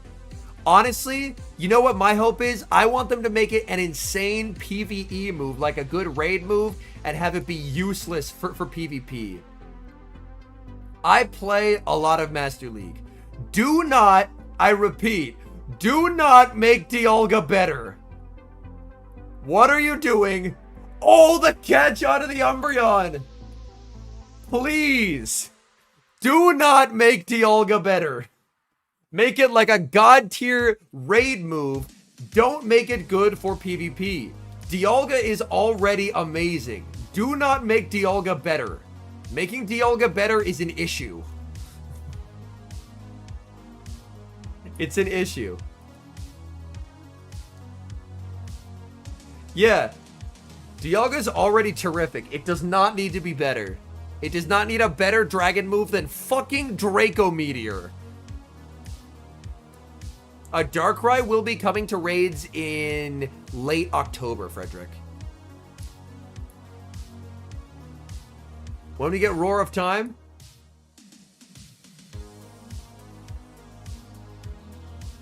Well, it is my ardent hope that Roar of... Also, not having Psychic here is so brutal.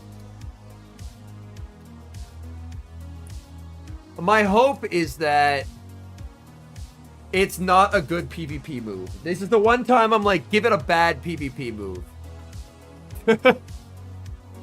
No, Absol. Bad. But yeah, this is a situation where having a Dynamic just sucks. Because this doesn't KO.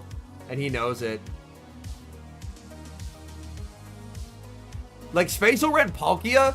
Awesome. Make that a great move. Make that a great move. Palkia could use the help. Palkia could use the help. But Dialga does not need any help in the Master League. I play more Master League. You know what? I can confidently say this, chat.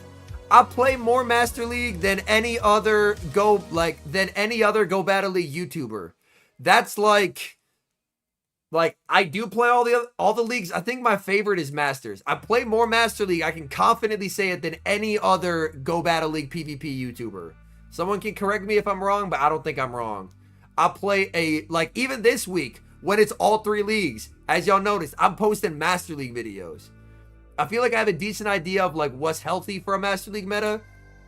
A better Dialga is not healthy for a Master League meta. I feel personally the Master League meta is in a really good spot, and especially making a free-to-play mon good like Rhyperior is awesome. Like, they're slowly, like, and especially because it had a Spotlight Hour the month before it got buffed. So that's literally how I got my XLs. I didn't have my Rhyperior XLs, but I played the Spotlight Hour, and then the next month it got Breaking Swipe. Dialga needs help. He needs a good shot at Groudon, Exca, and Metagross. I disagree, Minkle. It's not healthy for a meta to have a mon that has, like, Dialga already has a ton of play into Groudon. Like, if you land an Iron Head, you can 2-shield and farm down. You can 2-shield and farm down. Oh, okay, Minkle, sorry. I am bad at detecting sarcasm when I'm under the weather. I am bad at detecting sarcasm. I apologize. I apologize, Minkle. I am bad at detecting sarcasm when I'm under the weather. Oh. All right. Tough lead for Nighttime here. He needs a win to stay alive. He has the D-Knight in the back. I got 3 of the Slowpoke. I got none of the Pikachu, Blue.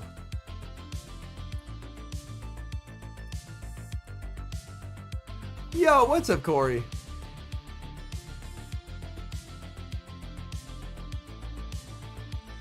The fact that if Lantern correctly shields a Power Whip, it is play in this matchup is terrifying. And that's exactly what he's doing. Roar of Time was data mined. Just the move, though. No stats. High hopes for the Wolves this year? It's tough. Anytime I try and believe in a Minnesota sports team, they let me down. So... Alright, the pivot into the Medi, saving the Licky for later. Unfortunately, all of the Smoliv line looks pretty bad.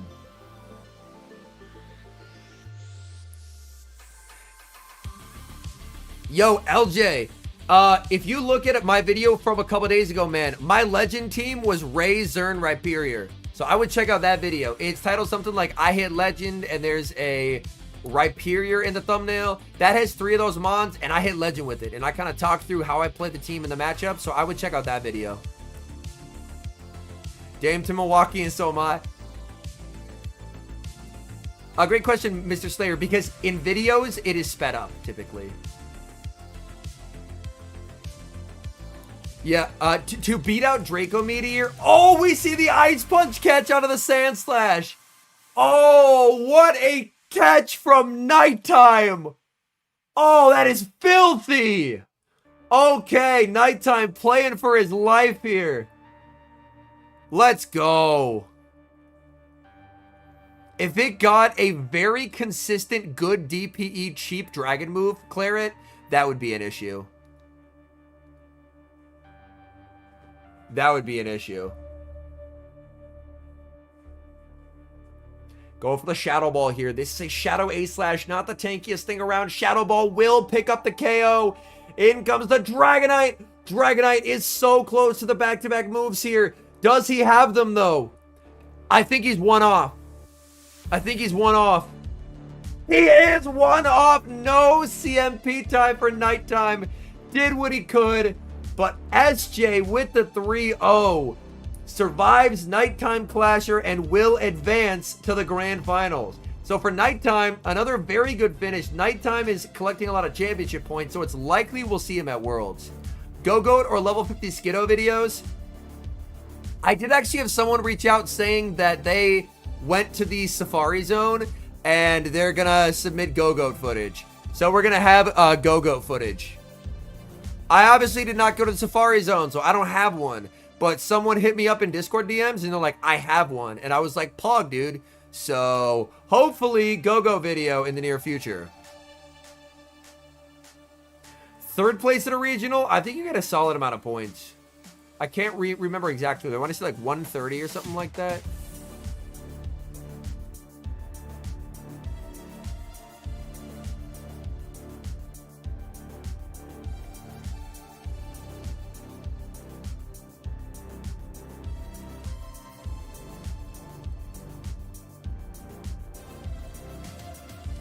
500 qualifies to Worlds in NA. For other regions, it's fewer points needed. Game 1. Lantern into Licky. This is how game 1 of the winners final started, and Kingo is able to win that game due to a mental blunder from SJ. So, we're going to have to see how this goes. We see a switch into the Lickitung, looking for a catch, does not get the catch. Lickitung met with Umbreon. Not the alignment King Alexander was hoping for here.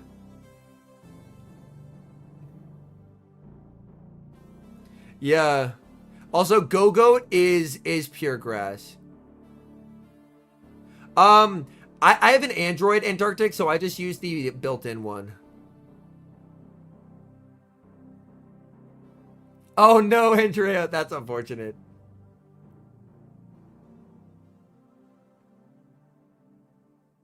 Yeah, Smoliv line is normal grass. Go-Goat is pure grass.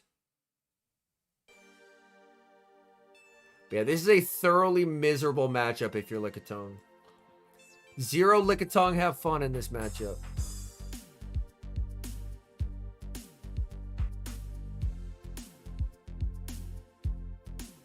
Bulkier than Arboliva, but heavy XL got you. Yo, what's up, Samir? How's it going?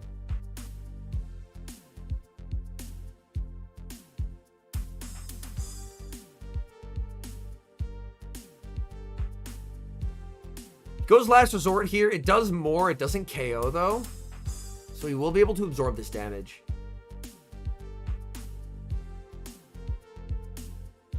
Going for the Body Slam. Body Slam doesn't KO here either, though.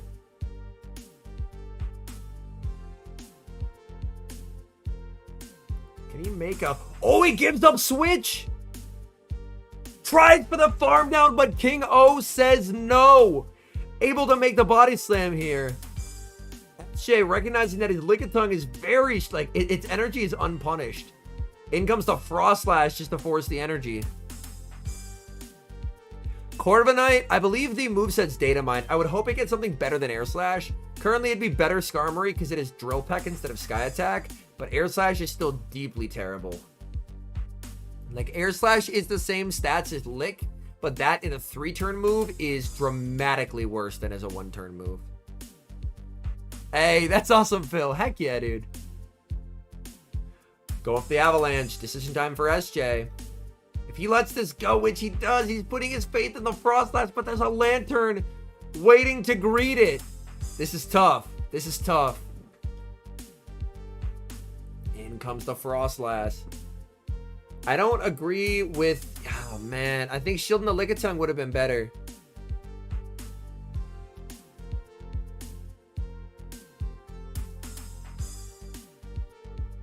We see a switch into the Lantern. Met with the Shadow Ball. He has an energy lead, but this is tough. Oh, for real, Phil? Oh, shoot. Okay, maybe not then. I haven't looked at the Sims. I just know that Air Slash is terrible. But if it's like an obnoxiously good Mon, like Mandibuzz, then it having Air Slash is fine. Could have thrown a Surf there to potentially put pressure on the shield before the Shadow Ball's thrown, but it looks like he's just going to take the damage and farm down. In comes the Umbreon, gets the combo! Is this enough to KO, though? It does not! Oh my. He lets it go. He can get the Powder Snow, though. 2-turn, better than 3-turn Frostlass versus Frostlass, and King Alexander takes the game. Oh my goodness. What a close game one. You can see there he's like, holy shit, dude. The stress level. Oh my goodness.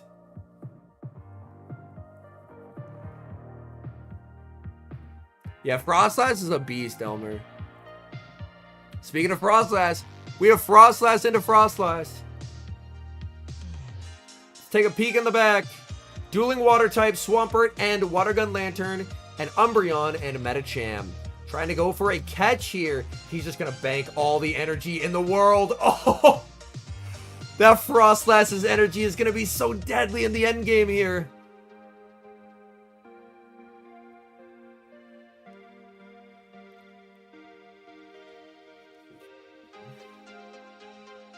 Does he just 4 in the move?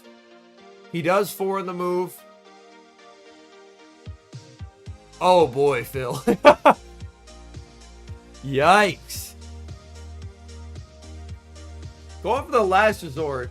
Less efficient, but does more damage.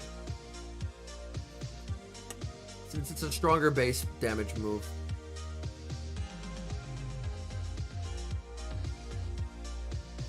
Go off the Ice Punch. Tried to go for the last resort. Umbreon does live this.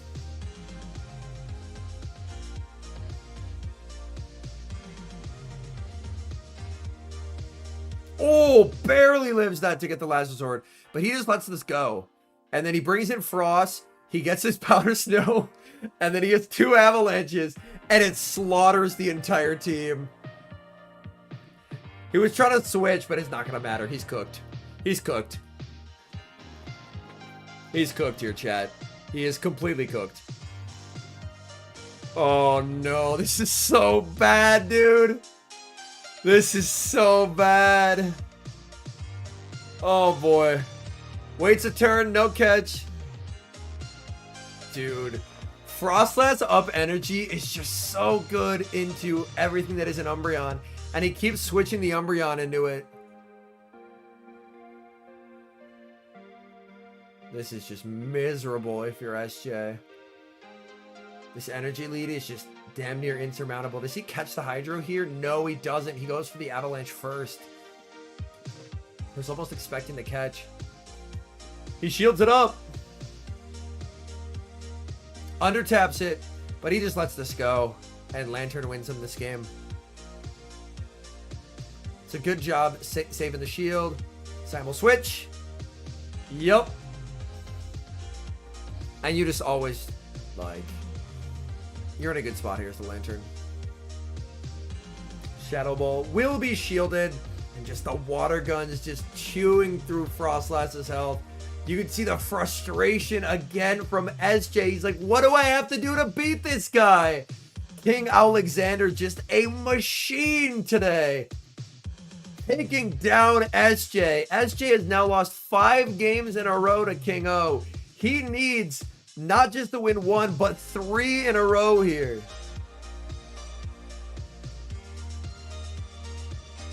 That is brutal.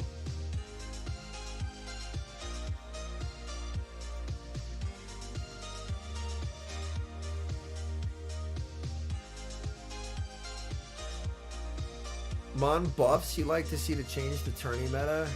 I would like to see more things that make Lickitung sad. Making Lickitung sad is terrific.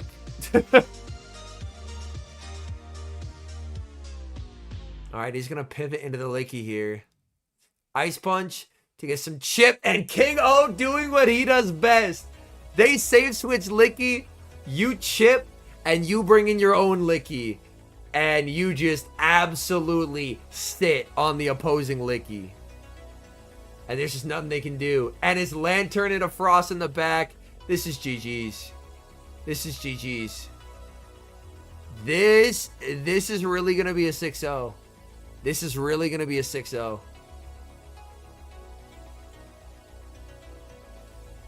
Actual 6-0. Insanity.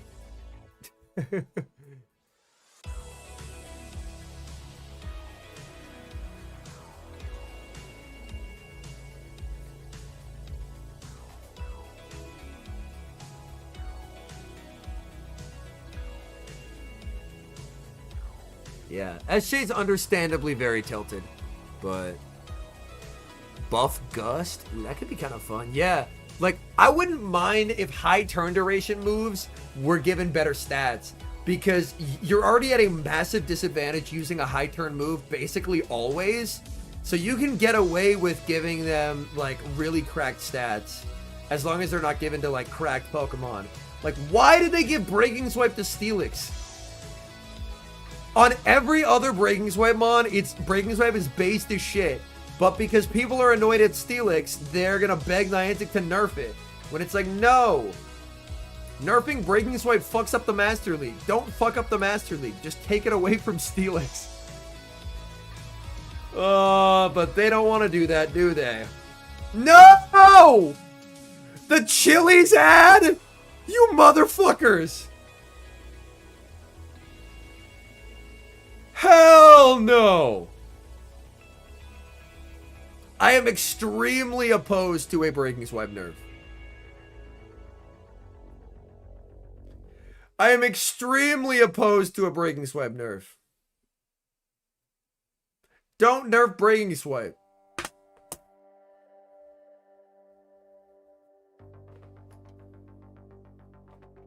But the issue is when you balance moves for one league, there are massive ramifications for others. Nerfing breaking swipe destroys Heliolisk. It destroys Rayquaza. It destroys Haxorus. It's a terrible idea. Terrible idea. I will not support a breaking swipe nerf under basically any circumstance. Alright, we're back. SJ just not having a check to water gun lantern made it hard on himself. Fang got nerfed, but Fang didn't impact mons that people paid money for.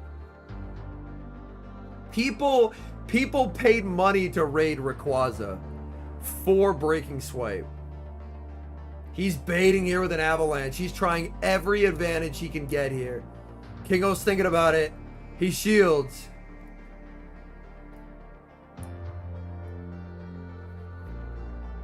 That's why I also don't think they're going to nerf it. Does he go for... I was going to say try for a catch, but no, he's just staying in here.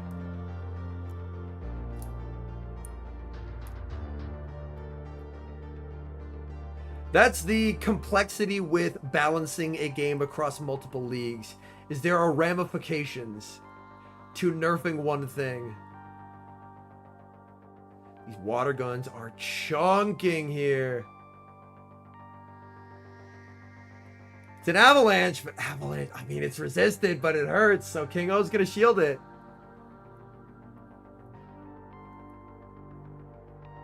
We see the switch in.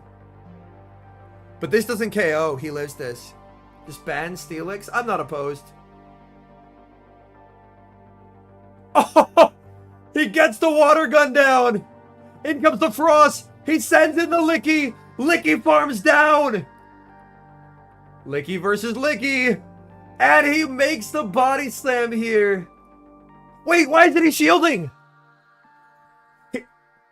Wait! I mean, King wins, but SJ should have shielded and tried to go for the one-turn lick snipe. I mean, no. Lantern was loaded, but I think Lantern was 1 HP.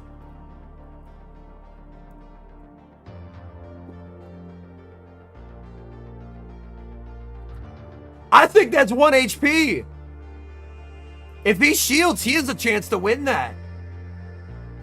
Because the lick registers first. I think he could have lick sniped the lantern there. If he just shields, gets rid of this, and then the lick KOs. But maybe he was just done. Maybe he was just done. Like, Lantern had a billion energy, but he was on like 1 HP.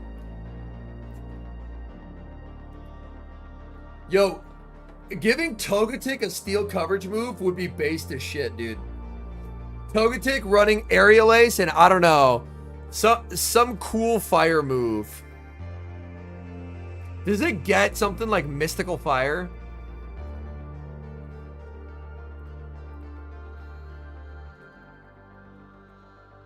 Mystical Fire, learn set. Does Togetic get it?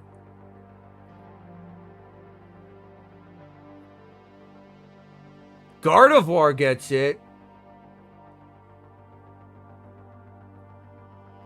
Togetic gets it! That's how we make Steelix cry. That's... Dude, Sylveon as well? Heck yes. Heck yes. Like, fairy types that have, like, quick energy generation, like, quick attack there. But yeah, Mystical Fire Sylveon or Mystical Fire Togetic are really cool things to buff, to creative ways to, like, make Steelix's life hell. But yeah, Mystical Fire Togetic would be very cool. Draco says, I'll continue running Heavy Slam. That's fair.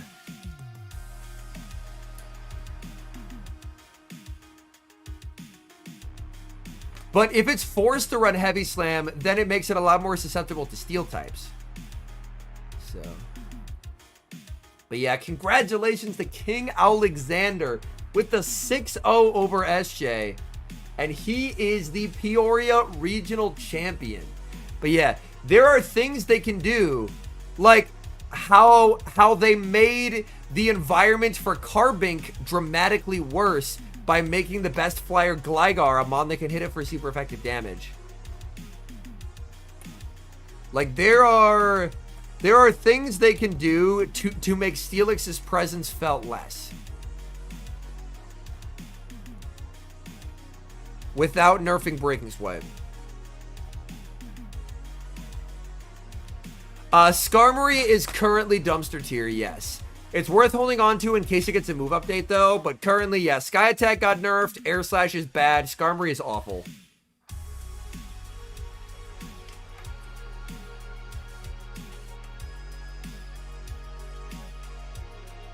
Yeah, Gligar, one of the healthiest and most unexpected meta changes. True. The Dragon Tail nerf, unfortunately, affects Rayquaza a lot. In the Master League, it wouldn't touch hacks, but it affects Rayquaza, which is tough.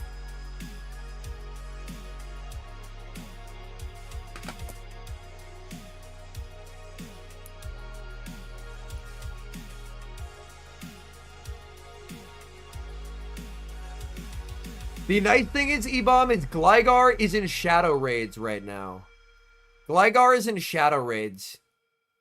So you can get a Gligar, like you can do a Shadow Raid for a Gligar, and then you can TM Frustration off of it at the end of the month. Also, I think Gligar's in research tasks too.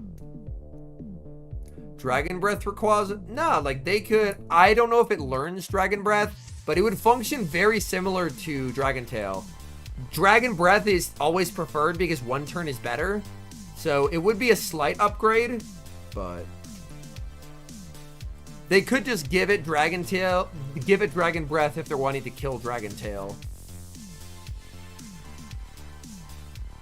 But like, what useful is using Dragon Tail right now? Like, there's Lugia, which was already nerfed. There's Guzz, which doesn't really see a lot of play. Como-Oh, I mean, that's not seeing play. Like Hakamo, there's really not a lot using Dragon Tail. Also, Dragon Tail would be a nerf would be a fuck you to Zygarde. But yeah, nerfing Lugia twice is kind of rough. I've been pleasantly surprised by how much Greninja usage there's been. You can use regular, and regular works just as well, Brass Machine. Mirror Trade Gligar? You can, yeah. Like, if your Gligar doesn't get to a very good CP, you definitely could. Alright, chat. I think that's going to do it for me. Congratulations to King Alexander. And yeah, that'll do it. I'll be back tomorrow. We got some more Master League shenanigans tomorrow. Featuring... I love when people submit their Shadow Hundo Pokemon in the Master League. And we got someone submitting their Shadow Hundo. And it's a pretty cool one. It did better than I expected. So I appreciate y'all. I'll see y'all tomorrow for a new video. Alright. Thank you guys for watching. Alright, peace.